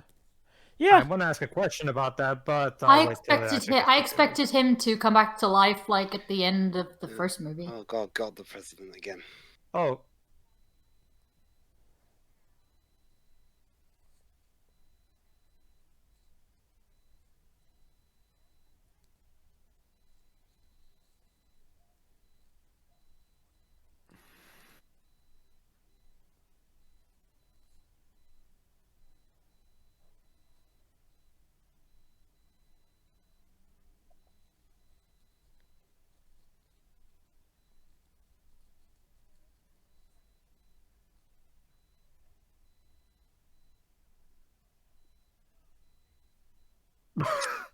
Seriously, every time this guy shows up. Oh my god. Okay, but who's the real villain here? This is why I said Americans, sure. Americans. are the Yeah, villains. basically, Siri, that's the premise of this movie. America sucks. Yell it on the rooftops. like, Jesus, again, like, I mean, you do know that Americans do make up a good portion of the people who watch your movie, dude. Plus, an American studio distributed this movie. This is like Hell, Team America World Police had much more restraint when it comes to its criticisms of America. Yeah. That was actually made by Americans. Well, that's the thing, Drebs. Trey and Matt have no problem in being outspoken about saying how they don't particularly care for a lot of the actions of the government and culture and everything. So Basically, it's not like it's not like they particularly like their own nation very much either. let me put it like this, Dribs. Trey and Matt are famous for making fun of everything. So, hold on. Hang on. Let me finish. Let me put it like this. When you show that you have less restraint than Trey Stone and Matt Parker, that's... It's the other way around, Jova, but sure, continue. Sorry. Trey Parker and Matt Stone, go ahead. Okay. When you show that you have less restraint than Trey Parker and Matt Stone, that's, well, subtlety be damned, but at that point, it's like, it's beyond subtlety be damned. It's like subtlety be shot off into a rocket into the cold vastness of space. Okay, guys, remind me, at any point in these two movies, did they ever establish what Eggsy just said, that Kingsman can't have relationships? Wait, what? That's what Eggsy just said. Did they just pull a Last Airbender? When exactly has it ever been established that Kingsman can't have relationships? Guys. That was never said in the first movie. Guys, I might be stupid, but wasn't Eggsy's father literally a Kingsman who was in a relationship with Eggsy's mother? Exactly. Did Matthew Vaughn forget his own Matt, movie? Matthew, you created this fucking world. How do you not know how it works? Look, okay, in any media, law isn't perfect. A writer always fucks something up because it's really difficult to keep track of everything. This, however, is somebody who's just flat out not paying any sort of attention to what they've created at all. Oh, right. So, you know the drill, of course, once they use the nanomachines, that unfortunately causes memory loss. It depends on the writers, Shiro. There are actually writers who actually... Hold on, this bit's important. Sure.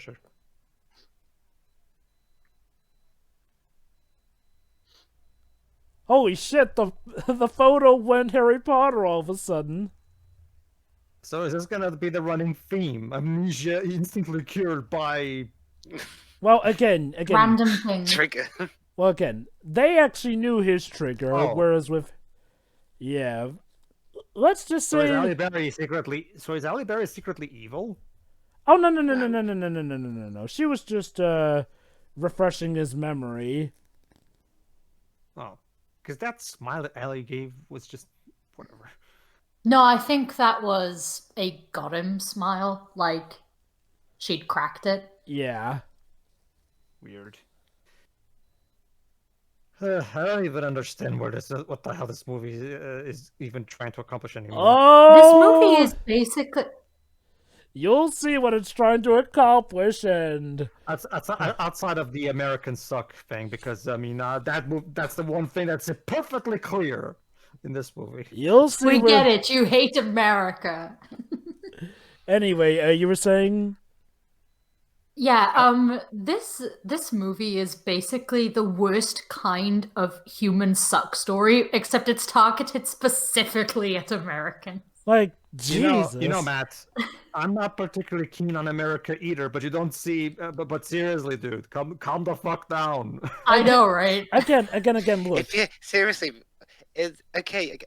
He's lucky that the Kingsman is a prequel set during World War One. But when we get to the actual Kingsman 3, could you imagine what that's going to be like? What Is there going to be one? Yeah. Apparently. Well, that's the thing, sure. This movie still made loads of money. It's almost like being a sequel to a first great movie tends to be an advantage. It's the lesson here is Matthew Vaughn should never be allowed to be completely unrestrained, because clearly he's not good at exercising self-restraint.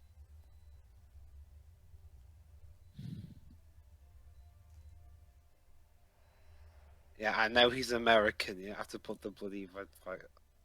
And look. Hey, look! The buildings are shaped like in New York. Because actually, I don't even know why. So they're just letting them all die. We're all born to die. Get it, guys? The president's lie. We're all created just to die. Okay, what that woman just did there? That looked incredibly like a comedy skit from my country. And it's just, I don't think that was Matt's intention. I got a question actually. Yes. Yes. I wonder where Eggsy's mom is. I don't think she exists anymore. That's the thing, Debs. I don't think she exists anymore in Matt's crazy little mind. Oh yeah, like the sister, the mother, they haven't showed up at all. Yeah. Shira, in Matt's little crazy mind, they don't exist anymore. And his family were actually a big part of, Eggsy's journey. Much like how Frank Miller forgot about Jim Gordon's existence when he wrote All-Star Batman and Robin. Oh. Jover, am I onto something again? Yeah, I think Matthew Vaughn kind of forgot, and this scene. Oh God! Is it now? They're on a landmine. Hannah, let's see. Is what now? Eggsy stepped on a landmine. Oh. Okay. So shouldn't he be dead by now? No, he has to step off it.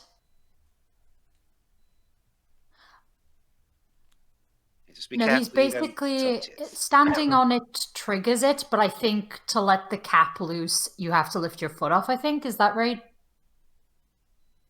I don't fucking know. You have to. I've never stood on a grenade.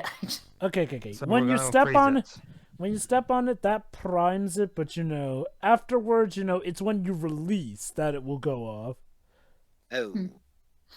Oh. Are we good? Merlin's on it. Oh, lol. So he's gonna sacrifice himself. Yep, exactly. I'm getting a speech.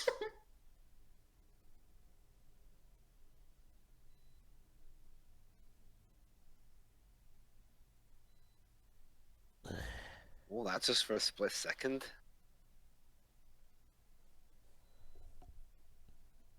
I am of two minds of this. On the one hand, it is an interesting sacrifice that Merlin does have to make, and it does show how stuff can go sideways. On the other hand, Dwibs, do you think Eggsy may have grabbed the idiot ball for a bit to have stepped on a landmine that just... I don't know. I mean, he literally had a tracker on him to check for it. Not just that. Stepped on one. Not just that. Here's an idea. Instead of having Merlin be the one that sacrifices, I don't know what they're going to do with Ari later. But taking that aside. Wouldn't it make a lot more sense considering everything that they've been doing with Harry up until this point to have Harry be the one that sacrifices himself here? That way he can look. Obviously, as you've seen up until this point, I'm not really as good as I used to be. So let me have this. I can at the very least be useful in this way. That would have been at the very least a somewhat nice way for him to go out. Like, Oh boy, here we go. But Matt, of course, didn't take that chance. But we'll see. I guess. Shiroi, Pedro, you remember how we heard a Scottish rendition of Country Road earlier before, in the opening credits with the bagpipes? This is sort of what it was hinting at, because, Merlin's Scottish and all that, so... Yeah. Yeah, now we get to hear Mark Strong's singing voice. It's a glorious remix, I'll give it that. I like how they're trying to make this so dramatic. Oh, I know what he's doing. Yep. Don't get too close, my dude.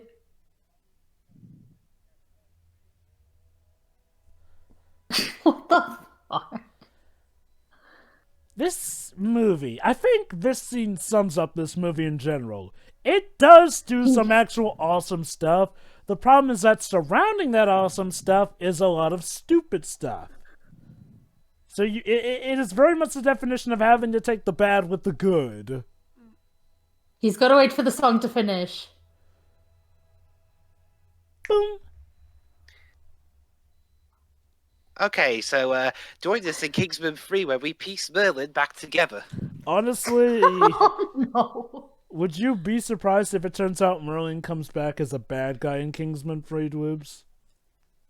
I don't know. Oh, by the way, guys. Jova, did you just let it slip? Oh, I'll let you see what happens. Oh, guys, about the whole president thing. Yes. Here's something from the What Could Have Been section on TV tropes regarding it.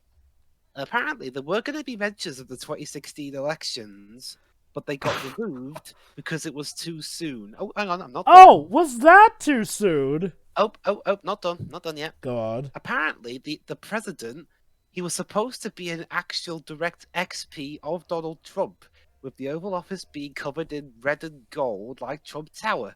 But they reshot it to make it look more conventional and have Greenwood do a southern accent, as Vaughan wanted to avoid alienating audiences with an overt political message.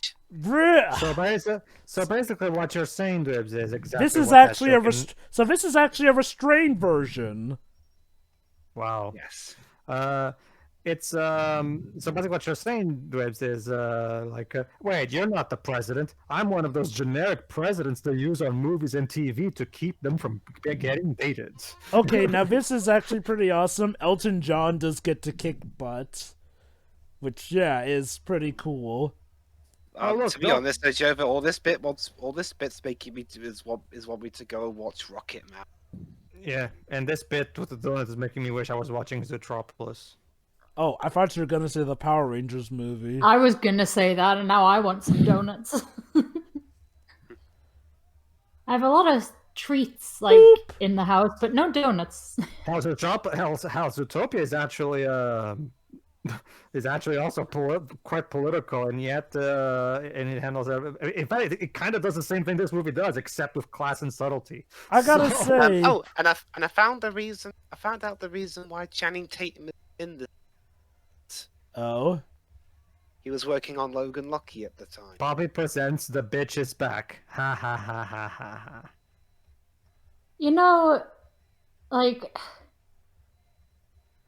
Yes, you're right. All the deaths we've had, I feel like we're supposed to feel for them, but I'm just laughing at all of them, and I don't think that's supposed to happen. Go out and go! Oh, yeah!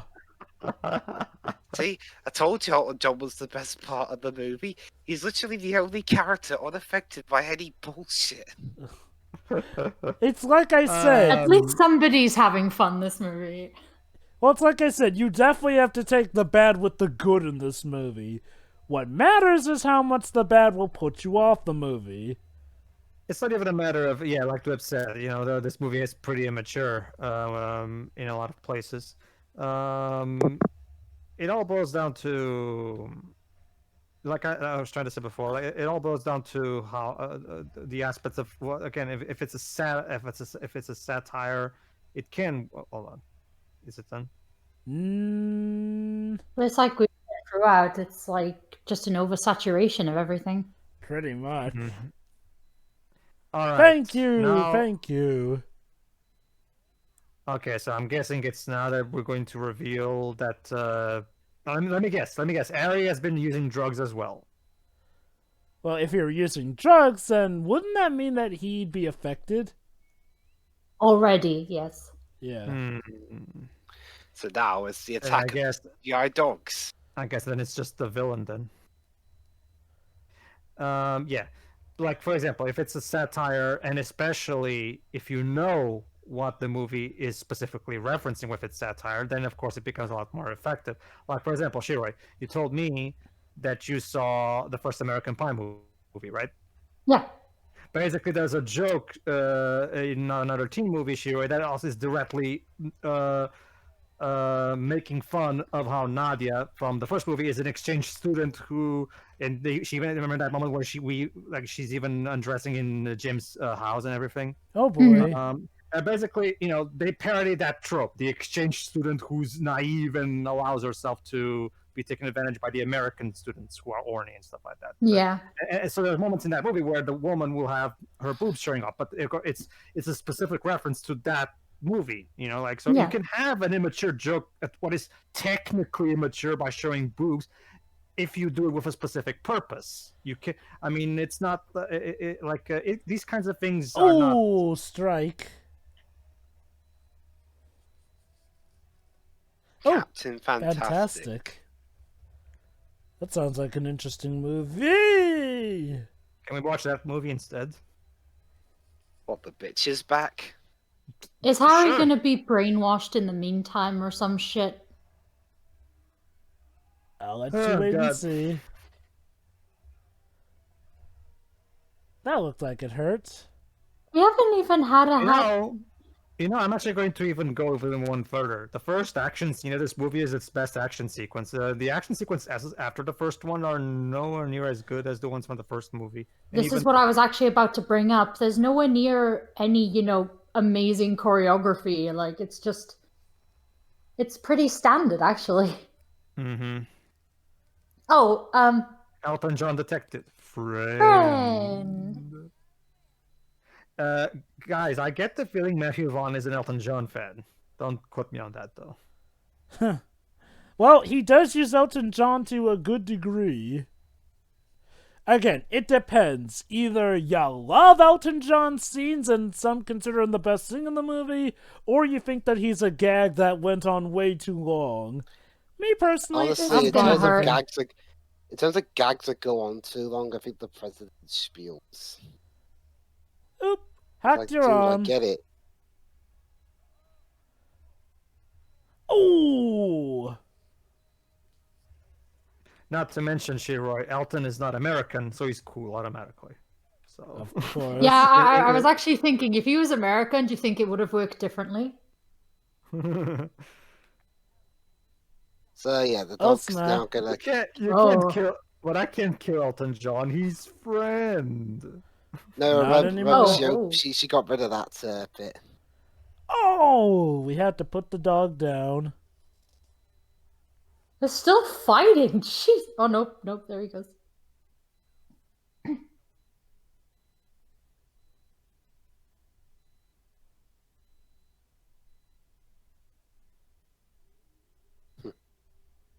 Lovely. Stop hitting yourself. In the meantime, look at this The Sun headline that I found. Oh, Zip God. me up, zip me up before you go.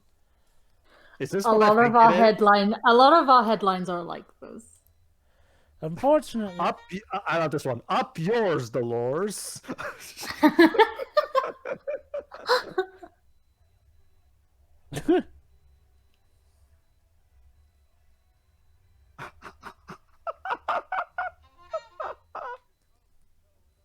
Oh, they actually do have a front pages. Oh, snap.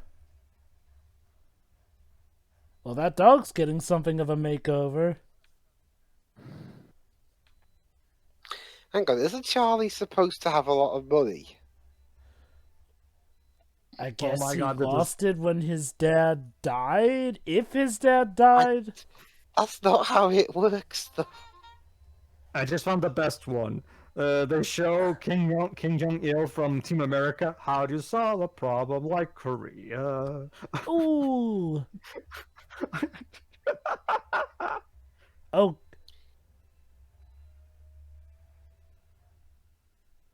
Okay. So how are we going to get out of Nice this one? doggy. So here's where one. Dump lava on it. So here's where one has to ask: did this movie really need this much shaky cam? Not really. Okay, I really have to know. It's a Dweebs. hot dog. Yes. Ah, Yes, it is. Okay. I had to wonder, Dweebs, what was the movie that made shaky cam supposedly a groundbreaking film tactic that loads of directors just Blair had to Witch. use? What? Blair Witch. Blair Witch. That was found footage, though. Like, I mean, that was, to Okay, be fair. fine. but you've already got a new JB now. I guess Michael Bay? I don't know. So yeah, he's dead. Oh. Because Pearl Harbor has a lot of shaky cam. So You just maybe- crack his neck, or Yep. like. Oh, Yep, hmm. now he's OMG. Now he's as bad as Superman. Man. That's it. Okay, so I'm guessing it's now. I'll let you wait and see. Let's see. I like how even if it is CG, they show like footage of him fingering a girl, but not of him snapping someone's neck. I know, right? That's really weird Priorities. about what you'll show and what you won't show.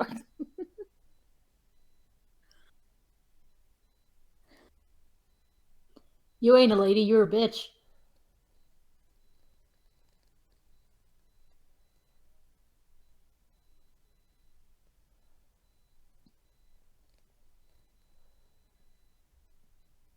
Well, what did you think she was gonna do? I know, right?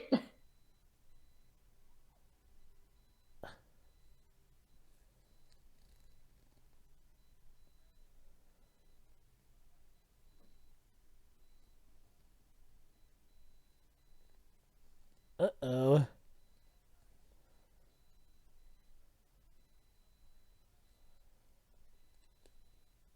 Pieces.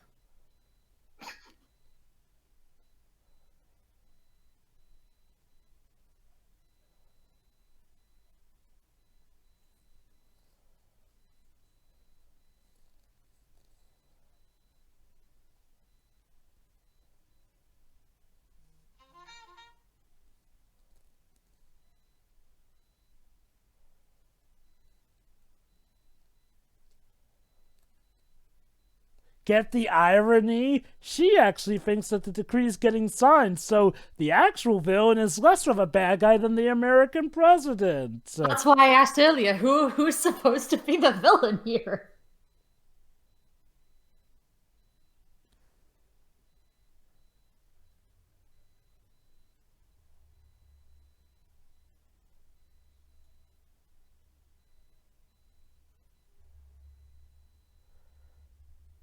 And she's dead. Does she have the code like on her somewhere else or some shit? Well, she said the code apparently. Oh, I didn't hear it. Never mind.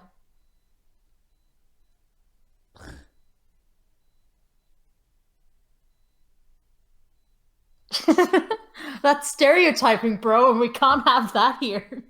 So, yeah, our main bad guy is dead, just like that. No, the president's still alive. Okay, so Pedro, you know how you Okay, thought Harry was gonna be a so- bad guy? You were wrong. So this guy is the well. I did also say okay. Then he's the one who's going to become a bad guy. Ariel will turn out to be right. I did position that possibility as well. Oh, Yeah, it was Pedro, either- Pedro, why? And mind you, I'm talking about Pedro Pascal, not you, Pedro.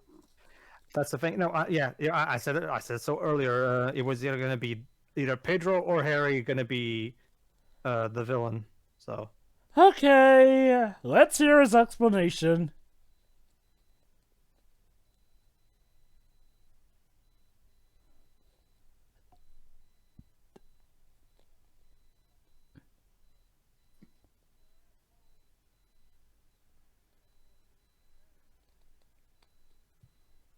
So he's not working for the president. He just wants money. Well, it's not entirely just that.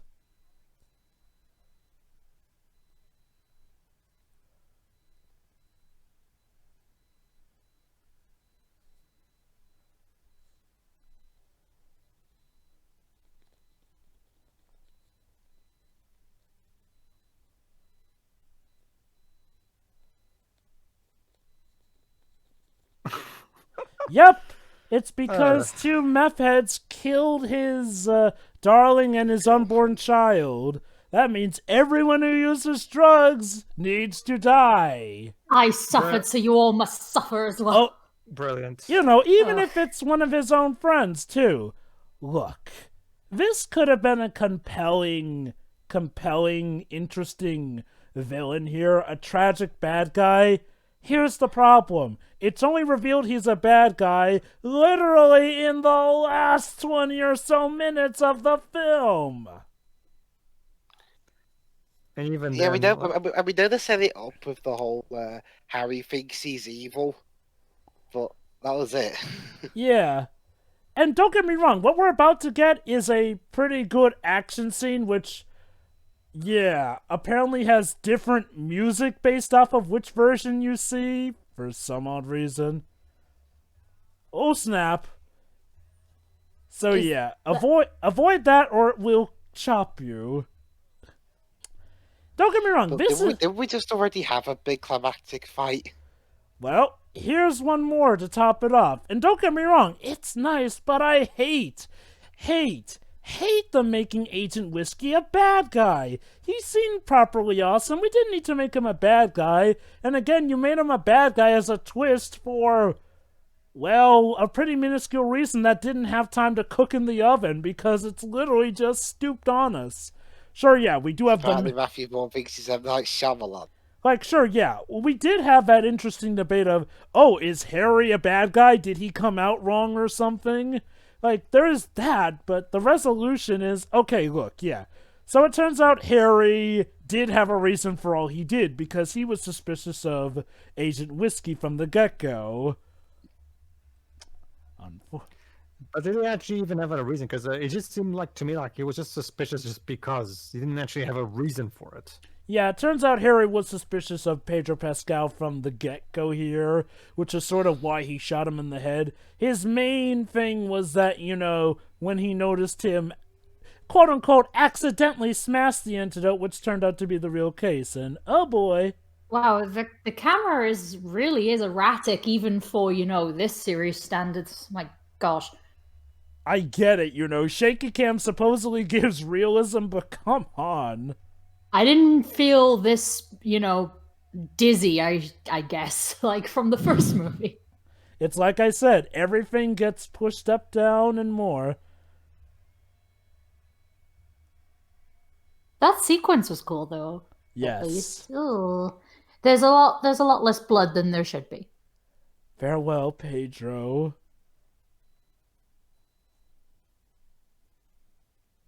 No, not a good one-liner at all. Again, I just don't like making a guy who seemed like an otherwise fun guy a bad guy. I mean, it added nothing to the movie making him a bad guy. They could have just went after the president or whatever from there. And Americans be evil and vindictive, Shiroi. Exactly, Shiroi. He's American, so obviously he's evil. And now the Americans need to kiss our feet because we saved their lives. Again, I remind you, if it weren't for the Statesman, the Kingsman wouldn't have done a thing. Like, are we...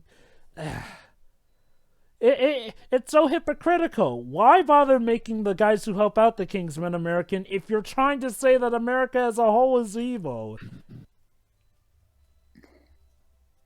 I can't believe I kind of half called that at the beginning.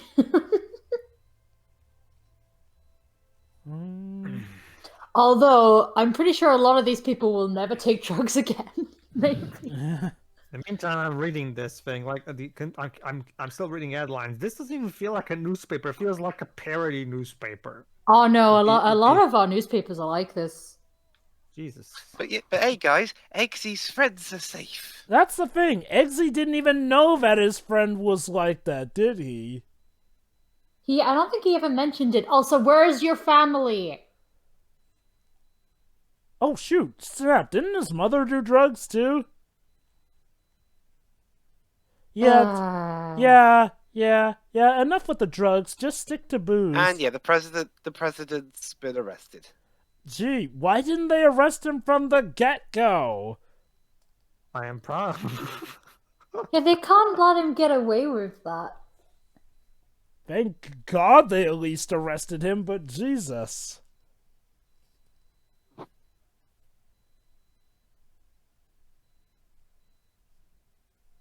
And now the Statesman are going to help Kingsman to rebuild by purchasing a Scottish distillery. Are you sure you're not evil too? That's the thing. No, they're not. Thank God. I don't believe this movie.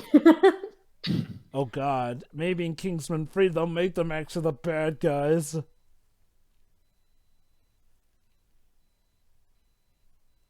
But you're not wearing a tie either, Mr. Bridges. Apparently it's so that he can join up with the Kingsmen. But yeah, true. It's supposed to be for an official... Whatever.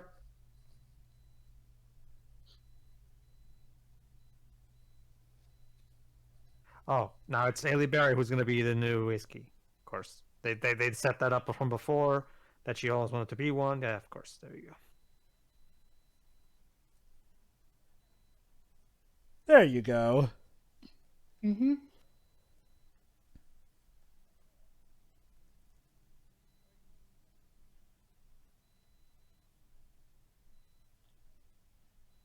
There we are, by the power of majority. Halle Berry is now a statesman. Okay, if she gets to kick ass in Kingsman 3, so be it. Oh my God, she'll have a whip again. Just like when she was Catwoman. First we've got the, Oh, right, yeah, this bit. So you remember how I mentioned the thing about how it would be ridiculous to make Eggsy royalty? Because, you know, like the movie itself said, you know, his job would not do well with royalty. He'd be incredibly famous, and, you know, having an incredibly... Also, they can't have relationships. You know, I will never understand... Okay, look, I get sometimes when they do it, but you would think that people would realize that trying to deny people relationships is just one step in many ways to get them to crack.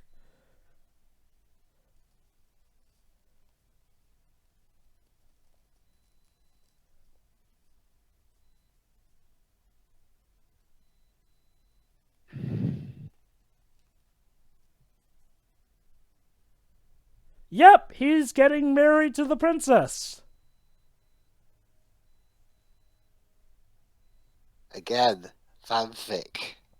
Again, Dwibs, didn't the movie itself point out how, you know, him becoming royalty would kind of, you know, make his job pretty tough to do as a spy? Fuck you, we need our happy wedding ending. This movie's just saying fuck you to everyone now, isn't it? It's a movie that is definitely proud of what it is, even if it is to a detriment at some point. I love how the lot on the left are more enthusiastic than right. Get it? Oh, there's his mom. Oh! Mother, hello! She exists. There I'm you go. in the movie. Where's his sister? So how Probably many... couldn't bring him to the wedding, I guess. So you're telling me that... Oh, hey, that Elton We have more John. time for Elton John. Elton, behave. This is a royal wedding. I mean, don't get me wrong, I like Elton John in the movie. No, he's the best thing about the movie. And he's barely in it. But it is still a bit weird, though. You have more time for Elton John than Eggsy's own. Mom? Like, there's mom in the license plate. And who's here? It's Channing Tatum. Gentleman Channing Tatum. So wait, he's a Kingsman now too? Well, Like- it's because the Statesmen are going to help the Kingsmen rebuild. I get that, but why does Maybe that maybe he thought he'd dress the part. Yeah, pretty much. Okay, I don't So I really see guess- what the point of I that guess- shot was. I but guess what they're whatever. implying is that Channing Tatum will have more screen time as a Kingsman in Kingsman 3. He will turn out to be the villain, I'm sure. Honestly, and at this point, who knows, Steroid? They can pretty much pull a twist. Hey, what if it turns out that Poppy actually isn't dying, but she faked her death at the end of the film, and she comes... Or if sorry, go on. I love this. I was just checking real quick if there's a after credit scene. At the very end of the credits, it says, and I quote: "The making and authorized distribution of this film supported over 15,000 jobs and involved hundreds of thousands of work hours." So it gave jobs to people. So there's that at least. There you go. That's the. Is that the way we're trying to it's- critic-proof the movie? I guess, yeah. Well, pretty to be much. fair, a lot of movies have been doing that. I was Cute. gonna say, Very cute. I was gonna say, Jova. Yeah. Oh, Yeah, by the way, well, wait, hold on. I love that credits bit. It's a dope thanks to Samuel L. Jackson. I guess it was because he may have had a bit of extra bit that they added on, so cameo in this. You were saying, Dibs? Anyway, Jova, as I was gonna say, how much do you want to bet in Kingsman 3 actually do what I joked about earlier? They just piece Mark Strong back together. You know, it's like I said, part of my fear is going to be that, well, we technically never did see his body actually explode, so maybe he comes back, but as a villain. So that was Kingsman Golden Circle. Oh, boy, right, what see- a wild right. ride. Pedro, seeing as though you were the least familiar with this movie, Yeah. you go first with your final. Well, I don't know. I was just as familiar as sure it was, but whatever. Well, whatever. That sucked. Like amidst you all have fun? the complete hate boner that this freaking movie has for a specific nation, Jesus. it's nowhere near as fun. How the movie peak, if you ask me, the movie, okay, yes, Elton John is fun in it. I will give it that. But honestly, the movie peaks in the first 5 minutes. Like seriously, because Drez was not. Drez said that the action was quote unquote daft. I don't even know what that means. But I don't know. The first action sequence of this movie is, if you ask me, the highlight. It's the only part that actually does feel like somewhat resembling of the first film. Whereas everything else is just, again, this feels like a Kingsman fan film. Like the story's concepts are ridiculous, the twists are ridiculous and pointless, and the characters are written in a way that doesn't feel like. I don't even know what the hell was the point of bringing Harry back. To be honest with you, It was so he could kick butt alongside Eggsy, which, yeah, this is he literally did. this is literally the Shadow the Hedgehog principle. He was incredibly popular in the first movie, so let's bring him back. I mean, I'd say at least with Shadow there was. You could argue that at least with Shadow they did a better job of actually trying to continue his arc, whereas with Harry, well, I mean, yeah, they have a specific purpose here, bring him back so he can do more awesome stuff.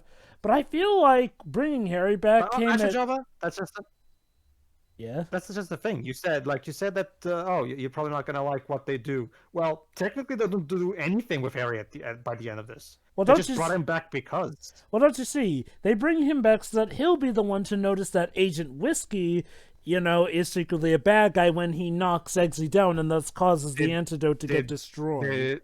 Did we really need to bring him back from the dead just for that? Yeah, it's like you're telling me no one else could figure this shit out? It's like I said. I get why they did it, and okay, we know the real reason they brought him back, but they had to come up with a story reason to have him back, and lo and behold, they gave it. Like I said, though, I don't particularly care for the fact that they had to make Agent Whiskey a bad guy. I thought Agent Whiskey was fine, honestly. He was pretty awesome. Here's an idea. Why not have Roxy be Eggsy's partner? Just saying. Dead. No, we blew her up.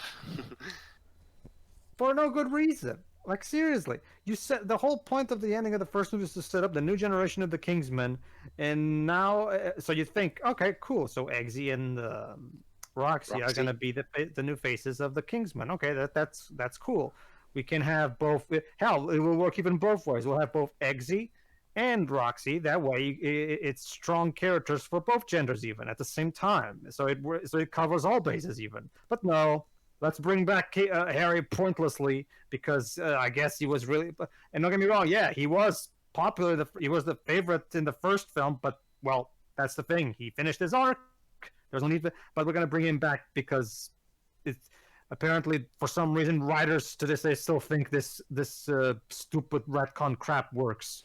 Remind me, Dwibs, did Matthew Vaughn, didn't he state at some point that the plan was always to bring Harry back, apparently?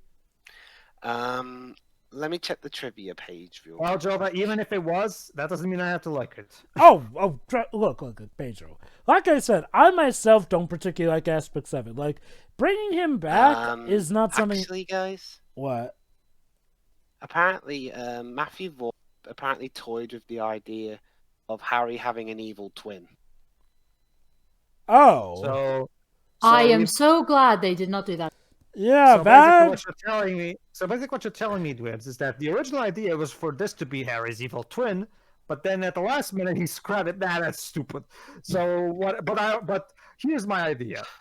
He originally wrote the script with the evil twin in mind, but by the time he got to the end of it, he was all like, you know what, this evil twin crap is stupid. So, but I've already wrote in so much shit with Harry at this point. Whatever. We'll just bring him back, and that way I can still use all these stuff that I've already written. I'll admit, that would kind of explain why Agent Whiskey being a bad guy feels like it's tacked on. Like I said, we have... I'm starting to think maybe the original idea was that it's exactly what I was thinking. Maybe at the end it was going to be revealed that it turns out I'm not Harry. I'm actually Harry's evil twin. Haha. But because of the last minute change, they replaced it with Pedro Pascal being the bad guy, the ultimate bad guy at the end. So I'm having this is so sloppily put together. I'm having a hard time deciding if that would have been better or for worse. On the one hand, it could have been an interesting take to have it be like the typical, we should actually trust Harry. But then if it turned out that he was evil, that would be... and possibly an interesting subversion. Again, it would rely strictly on the execution. That might have been more interesting than just making Agent Whiskey, though. Oh, I'm a bad guy because meth heads kill my loved one. That means everyone has to die. The point is, this movie... Again, it's amazing that Dwebs has managed to figure out that apparently there was indeed some restraint employed, because if this is still him restrained, I can only imagine what he would do if he was completely letting go of any kind of restraint. Because seriously, this movie doesn't even feel like it is like that. This movie feels completely batshit insane for all the bad reasons. Well, hopefully Fox pull a Warner Brothers and actually do put on more restraint. Like, if there's one thing I'll give Warner Brothers here, even when a movie does make a lot of money, they do pay attention to the reception it gets. Case in point, the DCU. So hopefully they pay mind to the reception this movie got for Kingsman 3. Technically Disney. Fox. Yeah, technically Disney owns the franchise now. Well, okay. Well, hopefully Disney. Disney's Kingsman. That's gonna be interesting. Well, to be fair, Kingsman was mentioned in the Investors Day thing. Oh, was it? Was done recent. Well. Remember, Joe. I mean, Disney has already made it clear that they're not gonna, cancel any R-rated stuff. They're just gonna put it on different places. Pretty much. So no, that's not the issue. Like, that's the problem, Jova. Unlike Warner Brothers, Disney only looks at the money, not so much the reception. True, I So- forgot that Disney are now the ones at the forefront with this. So, please, Disney, please pay mind to the reception. Honestly, Jova, maybe they'll do. Maybe it will actually work in the sense that maybe they'll intentionally tell. Actually, Matthew, you can't have CGI vaginas. Try stay. Go back to the confines of the first movie. If they do that, then I can definitely. This is actually one of those cases where executive battling will be for the best. Possibly, yeah. I just realized something. When you say it out loud, CGI vagina sounds pretty stupid. This is something that people like. There are certain filmmakers, like in this case Matthew Vaughn and like Makoto Shinkai, who don't understand the concept of art from adversity. Creators should be given limitations so that they have to get creative and be able to express their vision within those limitations, because those limitations force them to get creative and genuinely think about how they're going to express their vision. Case in point, the first Star Wars movie, where George Lucas wanted Han Solo to be an alien with fish scales. But But the guys at Fox told them, actually, no, you're not gonna have the love interest of the primary female character be that. So make him a human. So yeah, creators have to be given certain. Don't get me wrong. Obviously, it also depends on what whose artist it is. Of course, I mean, some artists actually do earn the right to be given the ability to create an entirely unrestrained passion project. There have been plenty of filmmakers that have managed to do that fine, but Matthew Vaughn hasn't really reached that point at all. And this movie pretty much proves that he probably will never reach a point where he has earned the right to do so. Imagine making a movie that even South Park would blush at for how unsubtle it is. Dude, like it's more so the fact that it's more so the fact that Team America made fun of Korea, made fun of America. It made fun of both. Whereas in this, it's literally nothing but sucking up Britain's dick while shooting America's balls at the same time. Pretty much. That's painful. Yeah. Good luck having that mental image in your mind from now on. Well, I'm not a guy, so I won't be as upset as some people maybe. That's enough to generate a phantom pain for us guys. Well, I want to talk about the ball. I wasn't talk about necessarily just the ball spot. I'm talking about the mental image as a whole. Oh, okay, yeah. No, that's fair enough. Serious. Okay, so yeah, that freaking sucked. Hopefully the prequel will be better. It all depends on if someone tells Matt, no. Okay? you need to take it back a notch. Please. Okay? Yeah, what kind of... Were you on the same drugs people in the movie were, or just... And again, Pigeon, we have to remind ourselves, some people actually did tell him no for this movie, with how blatant he was getting that it was Donald Trump. Wow, what could have been? Hold on, Dwibs, remind me, was it people on Fox telling him no, or was it him who genuinely made the decision to, hold back? Well, while Dwibs looks that up. Yes, it was. Yes, Vaughn actually stepped back and nah. So basically, this was Vaughn given a carte blanche, but fortunately, he at the very least still has some a bit of self-restraint. Yeah, just enough that he didn't make it obvious it was Donald Trump, but still enough to make us Americans feel like scumbags. Yeah, but this is still. But clearly, he's still not as good at self-restraint as he should be, because we need to get some higher up on here to clean some things up, because this is clearly not working. So I guess it's like you said, this might be one of the few cases where Disney's executive meddling may actually work in our favor. He will force Matt to actually have to get creative and work within the limitations to make something that's still fun and over the top and even somewhat risque, but without going completely Vagina deep. full moron. I thought you were gonna say vagina deep because we did See, end up going. See, that vagina joke would work fine in Not Another Teen Movie, because Not Another Teen Movie is literally a movie about immature, horny teenagers.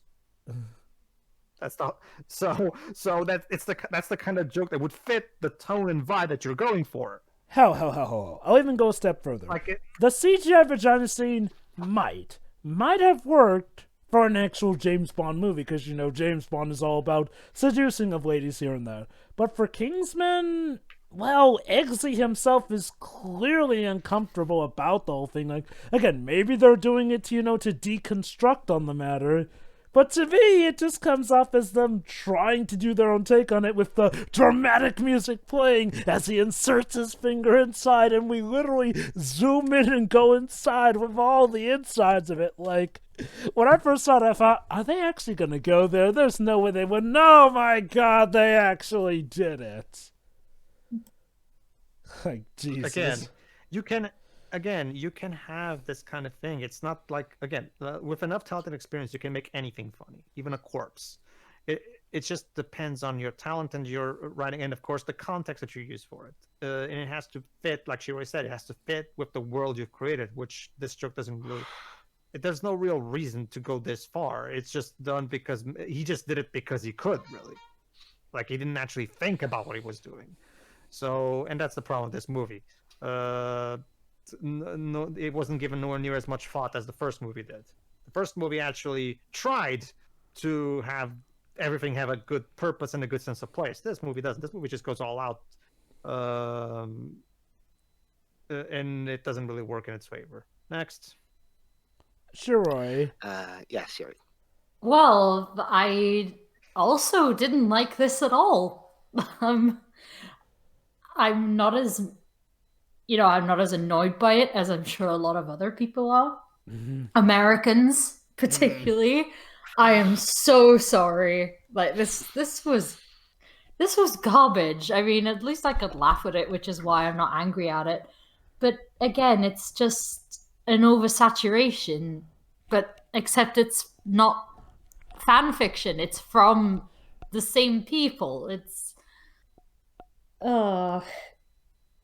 It's just, again, it's like so much of the outlandish stuff doesn't fit in with the outlandish stuff that the first movie had. Like, you didn't even have to make it more outlandish. You were fine with what you had. You just had to do something more with it. You didn't have to bring in a bunch of other baffling shit that just doesn't fit. It was very unnecessary to make Whiskey or whatever the bad guy at the end. Like, you could have just carried on as you were. Like, it didn't add anything to the movie. Yeah, we got a cool sequence out of it, but that was about it. And yeah, like me and Pedro said during the commentary, it's the fight sequences are just pretty standard compared to the Kingsman fare. There isn't any elaborate choreography, and it's just, the camera is just way too erratic.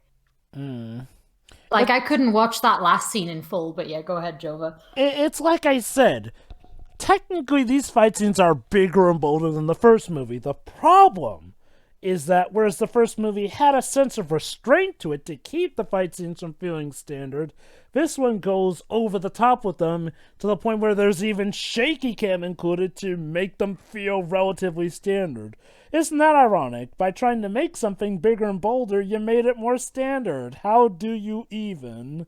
Yeah, like they had a specific way of filming the fight scenes in these movies, and they just completely forgot it for this movie, I guess. The music isn't also, like, I'm fine with it, but it also, the playlist isn't anywhere near as fun at all in terms of the actual songs that were used. Also, deaths I feel like I should have taken more seriously were, laughable. And you can have quirky character deaths, sure, but this was just stupid, at least to me. Harry didn't need to come back either. like him not being there wouldn't have taken away, from the movie. It's Again, he was brought back because he was the fan favorite. So that's yeah. that simple. No, I didn't like this. Again, I'm not as angry. I'm not even gonna touch the whole war on drugs thing at all. Oh, God. Ugh, Jesus. Okay. Again, what? Oh, Yes, sorry, Pedro? go ahead, finish first. Then I'll do I mine. won't be long anyway. The president, okay, Poppy is just she's evil. I like her, but the president is just he's the real villain in this, even if he isn't in there all that much. He's just terrible. Also, I noticed that I noticed that he had a southern accent as well, so that's interesting. It's all Americans are assholes and southerners. Except the Statesman. Yeah, but well, they're evil but they still dress like cowboys though, so So And don't whatever. forget, Agent Whiskey was a surprise bad guy for the last 5 But like I minutes or said, so. that wasn't necessary at all. They could have just gone straight to the end. But whatever. It's like that Family Guy pilot skit with where Peter's like, okay, don't worry, honey, we'll move to England. I mean, all the worst they have there is car buy arguments, and they show that thing with the look, Reginald, I disagree, and then he runs over. Oh. Our drive-by arguments are a little more colorful than that, but yes. Okay, Russia and North Korea aside, when we joke about other countries, we don't go on to say that they would, do, practically genocide like that. Again, Russia or North Korea aside, because, issues with those guys. I demand of you, turn down this wall now. Reagan smash. Reagan smash. And again, like I said, Ronald Reagan could be flipping crazy, but I wouldn't see him going this far. And he's the one who started the damn war on drugs anyway. Yeah, but the guy we have in this movie is just evil. It's fuck all the druggies. Allow me to remind you that back during the Reagan days, the AIDS pill that we covered in our stupid ads special was allowed. So yeah. But anyway, this was just not a good movie, and I really loved the first movie. This was a disappointment. It's terrible. It's garbage.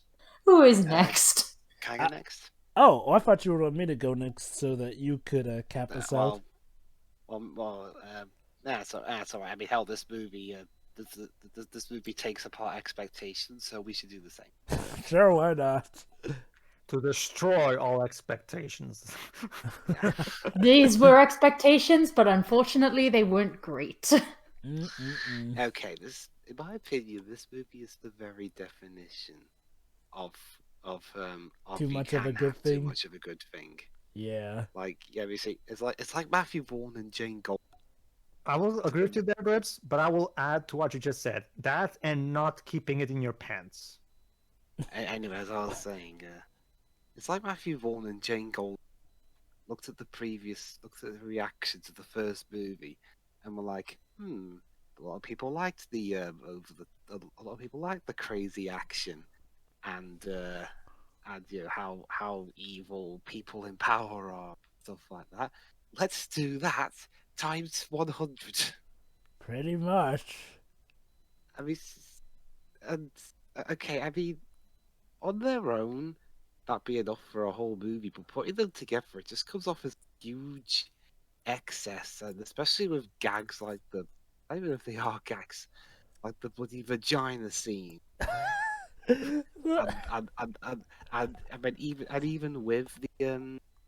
and even with the toning down, the guy still comes off as totally Donald Trump, I swear. Yeah. I mean, seriously, the only difference is this guy has pretty much. I mean, look, Matthew Vaughn is not good at even trying to hide his messages, if he's even trying. Seriously, I would be surprised if Kings 3 just starts off with him yelling, "You all suck!" Hmm. Now, I enjoyed my movie. Yeah. And again, and Harry being brought back only for him to not really do much of anything. That's why I Except said reveal that Agent Whiskey is the bad guy. Ugh. that's exactly the thing. That's why I said keep it. That's why I said he's not keeping it in his pants. It's like if he did a Degeneration X style mooning to the Americans, and then he says, "Please enjoy my movie." So And I mean, okay, it's pretty much what you guys said, but I had a couple of. To be honest, I didn't really care much for the villain. Well, the main villain. Poppy. Yeah, I mean, Julianne Moore is good. And it's just she doesn't leave all that much of an impression. She's just I still just stand. an evil lady trying to be sweet lady. I still stand by my position that Julia Roberts was a better pick because she is. You're basically casting her as herself if you put her in this role. So, Puerto like, Rico, allow it. like it's one of those cases where like she's just so perfect for this kind of role she doesn't even have to act. So And then there's all the other crap, like the stupid romance shit. You know, both how it ended and the crazy stuff in the middle with, "Oh no, I'm doing this for my work." No, fuck you. Oh, God. Yeah. Go fuck yourself. Oh, you. one of these days I have to pick the King's Speech since that just so we can bring back some dignity over here to Colin Firth. To Kings. Yeah. Oh, Yeah. What's up with Colin Firth and King characters? oh, God. Just wait till we get to Artemis Fowl. And as for anything else, again, I mean, another problem I've got is the action. It's how it's choreographed. I mean, there's hardly any choreography. Half the time they're just leaping around everywhere. That's not much of the way of choreography. That's like playing a video game. Half the time the CG looks like a video game. So it's like the fight, the choreography in Mortal Kombat Annihilation, basically. Again, and I hate that I keep coming back to this, but how realistic did the CGI vagina seem? Like, again, I know, maybe I'm harping on it too much, but when you dedicate this much of your movie to it to the point where it kind of becomes a recurring plot point, seeing as how it's also part of the romance drama between Eggsy and Tilde. Hell, Matrix Reloaded did this better with a Matrix vagina. Wait, it did? Well, remember, Joe, but there's the scene with the Merovingian, where just for his own amusement, he feeds into a drink of a woman something that makes her orgasm, and then they show that straight. They zoom into her vagina and everything, but they do it through the Matrix coding thing, so you don't so that it's not graphic at all. It's just Matrix code. But over the rest of me thoughts are pretty much what the guys said. What we elaborated on during this movie is too much of a good thing. The excess just makes it come off as more annoying than. Yeah. Like, I mean, seriously, this movie might as well have been called Kingsman: Wrath of America. Okay, well, the Wrath of an American President. Kingsman versus the Americans. Well, I mean, apparently the third movie, Blue Blood. Ooh. So we'll have to see how that goes. So, yeah, it's okay. I do have hope still for the King's Man. Matthew Vaughn, I beg of you. It is bad enough you doing social commentary of modern day America. You know, I don't need it for World War One. Oh, what could he possibly social commentate about World War One? I wonder. America thumbing its nose something. Of course he would. So, what do you think would be his take on a controversial point in Britain? what controversial point portrayed the British being the most polite people on the planet? Yeah, they could do no wrong. No wrong whatsoever. Also, I want one the having Roxy in here only to die half an hour. Yeah, that was just terrible. Lovely in terms of What about Jay? in terms of characters getting build up to get killed at the end. It's up there. Like, okay, which do you think was worse, them killing Roxy or them killing JB and then replacing him with another dog? Like, and I get the mentality behind it, but for, in the actual stance of the movie, what did you think of that? They're both as shitty as the other, just for different. Again, JV was the dog that he loved so much that he spared. Like, that's one thing I actually get now from having seen the first movie. And he doesn't really seem to have that much angst about JB, all things considered. But yeah, that's it. I'm done. This movie was a huge disappointment. Praying that Matthew learned something for the Kingsman. Alright, go on. Like I mentioned, when I first saw this movie, I enjoyed it, but part of that was because I didn't really have the context of the first movie. And, like I said, I did give it a reevaluation after watching the first Kingsman with you guys. Even without the context, I'm surprised you even tolerated the incredibly anti-American boner that this movie has. I think the reason for that was because I was so enthralled by the action. Like, when the action's good, it's good. But, I guess at first when I first saw the movie, I was sort of like, more like taking it in the mentality of, oh, maybe I can, just enjoy it. And, I'll admit I wasn't paying as much mind to the social commentary. And so you're looking at the keys being jangled in front of you instead of the paint. Again, maybe it's sort of because I was admittedly trying to focus on, what to take into mind here and there. Or who knows, maybe it was just a typical, first moviegoer syndrome where, oh, the first time you see a movie, it's enjoyable. But when you actually stop and think about it, the more you think about it, the more problems you notice here and there, in a sense. But yeah, I guess you could say they had me by that in the first picture way. That said, like Incredibles 2. Buzzing. Sorry, yeah. Sorry, I couldn't resist. I mean, to be fair, you're not wrong, but yeah. No. That's go ahead. Continue. But yeah, it sort of is like that in a sense. Like, and like I said, even on my first time watching, I did notice some issues. Like, I'll admit, I did raise an eyebrow at the whole president thing, and I thought, okay, there's gotta be some fake out to this, but no, he is legit that bad. And like I said, there was some other weird stuff, like, did Pedro Pascal really need to be a bad guy? I thought he was just a legit fine and nice guy who legit wanted to help out, but nope, we gotta throw in this plot twist. My fellow Americans, all drug addicts must be destroyed. Like, seriously, this president, okay, look, usually, I get it, sometimes if you want to be blunt, you make your message a bit more exaggerated.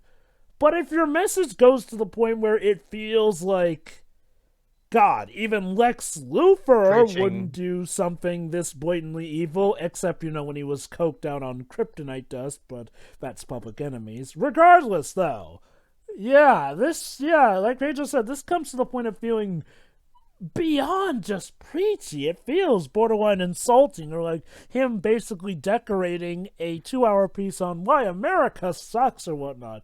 And look, I think the problem is was that it doesn't really do the whole two-way thing straight. Oh, sure, yeah, they do mention some negatives of drugs here and there, but it's like, well, it's more like, just about okay, there's clearly an easy option to do this, but the president is just evil. Like, okay, seriously, why not just comply with what Poppy wants for the time being? And, do the heroic thing, but no, he legit wants the druggies to die. Like, damn. Just Is this so he can, like, claim he won the war on drugs, quote unquote, or whatever? They kind of seem to hint at that. And again, here's the problem. A lot of America at this point, the sensible ones anyway, a lot of us have realized how BS the war on drugs was in the first place. Gosh dang it. Look, I won't deny, there are definitely some crap people here, but there are crap people everywhere. Again, do you realize? The problem is for the president to do something like this, he would have to have enough support from the government. One thing people tend to forget, the president is not a dictator. It's not like Putin or Kim Jong-un who can just snap their fingers and have it be, oh, this way or that way. He literally has to have the branches agree with him. And okay, he does it in secret, but like Pedro said, the bigger the scandal, the harder it is to keep a top on it. There is no way nobody in that room would have leaked this in the hopes of saving any of their loved ones here or whatnot. It's like that Canadian commercial with they're doing this anniversary shower, whatever it is for a woman and everything. Then there's a present that she opens. It's a whistle, and then suddenly out of nowhere, the grandma that gave her the whistle literally goes, "It's a rape whistle," and then it says, 1 in 2 Canadian women are raped every day, and it's one of those. Okay, you're literally saying literally half. If it really was that big of a number, it would be much more. It would be much more of a you're making this look like. Imagine if they try to do that in America. Literally saying half of the human population, in America, is going through this. It's just that number is a bit. You think we would notice? Yeah, you think this? If that was indeed happening, then there would be no way the government would be able to ignore it. Yeah, and again, that's the real. It's really a frustrating thing about this movie. It's again, the more I think about it, the more problems I realize, and it really is a shame, especially now that I've seen the first movie, and now I get the context of stuff from the previous movie that may have rubbed people the wrong way in this sequel here and there, which unfortunately makes it a bit lower. So, how to go into that here? Like I said, there are things about this movie that I can still enjoy, like some of the action, Poppy as a villain here and there. But, man, there's a lot, and I do mean a lot of crap weighing this down here. For instance, because everything has to be ramped up to 100, that means all the negatives will be brought up with them. So, the action scenes, even the action scenes, unfortunately, get boldened too much to the point where they employ shaky cam to, I guess, employ a sense of immersion or something, but in some ways can just make people feel more dizzy or disoriented during them. The plot twists come out of the woodwork here, turns out Harry wasn't crazy, and it turns out Agent Whiskey was actually a bad guy because 2 meth heads... Look, I get it. It's a tragic thing that happened. But it feels so comical that he is willing to doom so many people in the world because of that. What would have been interesting? Having a character arc where he initially did want to do it, but then he realizes how goddamn ridiculous that is and, pulls a Shadow the Hedgehog, I guess. But no, he actually stays dedicated to it, so he is actually our final boss in the end.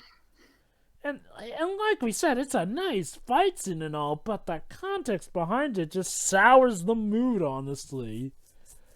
Merlin has to die because Eggsy kind of held the idiot ball here. Like Dwib said, he literally has a scanner for mines, but he steps on a mine. Oops. So then Merlin has to... Kingsman, everyone. So then Merlin has... Oh, remember, Dwibs, according to this movie, they're the ones who really know what's up because they're British. Well, yeah. I mean, okay, Merlin's sacrifice was... See, here's the thing. Here's the thing about... Sorry, go ahead, finish first. Merlin's sacrifice, okay, I get it. They were definitely trying to make it awesome. But I do get what Shuri means in that is that it can come off as comical. Like him singing a Scottish version of Country Road, Take Me Home. You're about to say something, Pedro? Now, see, here's the thing. In my country, sometimes we have these jokes that are about, okay, there was once a British man, a French man, and a Portuguese man. And usually there will be some kind of thing where the first two will do something that's a bit silly, but then the Portuguese man will do something that is a bit, like more... Suave, sly, or clever. Sly or anything like that. But it's just that. A joke. Exactly. This goes beyond told with all the seriousness of a clown blowing up a balloon. Pretty much. Like, this movie feels like, I mean, again, they definitely try to make it. It comes to a point where it's almost hard to tell what's supposed to be a joke or what's supposed to be taken deadly serious. Like, the president is evil to the point where he feels comical, but we're supposed to take that seriously. Merlin's death is something that I guess is supposed to be awesome, but like Shuri said, she ended up laughing at. And the vagina scene. Again? Again, Pedro, it was such a big plot point that the movie itself had to, focus on it, so we're pretty much doing the same thing in that regard here. I mean, and let's not forget imagine, how much money do you think went into having to animate that CGI vagina? Mm-hmm. They spent a lot of time putting the focus on it. Like, again. Can you add to the reaction from visual effects people? I remember hearing gasps in the theater when that scene happened, so I can give you a good idea of what the audience's reactions were. Dibs, what was your reaction when you saw that scene in the theater? I felt a sense of what? Okay. Honestly, that's actually a pretty apt way to describe it. The CGI vagina scene is literally like a train wreck. You shouldn't focus on it too much, but you can't. You just cannot take your mind off of it. You can't help but Really? I mean, and they clearly put a lot of thought and effort into that scene. And I get it. Maybe it's supposed to be cheeky, but I really have to wonder, was there not a more simple way to track her? One that wouldn't obviously have just caused a rift between Eggsy and Tilde? And then you have to wonder if the whole reason the scene even happened was because of the romance between Eggsy and Tilde, and you start to see why some people were split on their romance here. Like, again, it's nice that Eggsy didn't just, toss her aside like Bond would have, but I feel like they could have handled the romance between these two better. Especially since apparently that bit over the phone was a proposal, because the last scene between the two is them getting married. For some reason. So, Troy, on a scale of 1 to 10, how was that proposal over the phone right before he slipped that tracker condom into that woman's vagina? Well, like I said, it's not a very romantic proposal. Honestly. Okay, maybe... And proposals don't even need to be like this big outlandish thing. No, not at all. You can have a quiet proposal, but over FaceTime. Really? Yeah. It also That's depends the most low effort proposal I've ever seen. It also depends, Shiro, on how the person you're proposing to is, because my wife is okay. She's a lot like me in terms of her personality. She's very practical about things. So I kind of just went and said, look, clearly we're working. Why don't we just take the next step? And she was like, you know what? Why not? Wow. No, I'm not kidding. It was kind of that simple, because we were already getting to a point where we might as well be married at this point, because it got to a point where it just didn't, we were married in everything except on paper. Well, that's the thing. It's but the difference there is, that's actually nice, and it was in person, not during an argument over the phone. Yeah. Which is where my problem is. There's nothing wrong with the way you did it. Okay. I'm not saying there is. It depends on what your significant other, or what you think your significant other would like in a proposal. See, the main issue with Eggsy and Tilde's relationship is essentially this. So they argued, he accidentally proposed to her, supposedly. Then after that, the next scene is him worrying over her possibly dying. We see her get cured, and then the next scene with them involves them getting married. So even if we're to assume that he gave her a better proposal off screen, never told, never shown. So as far as we know, that was their relationship in this movie. Mm-hmm. And God, like I said, this movie is such a roller coaster, but not in a fun way. Like, again, it does have a lot of promise here and there. I do like some action here, but... I mean, okay, there does come a point where you have to wonder, is a death really there to show higher stakes? Or can it come off as a cheap ploy to make the audience feel sad here and there? And I feel like there's a varying scale of that in this movie.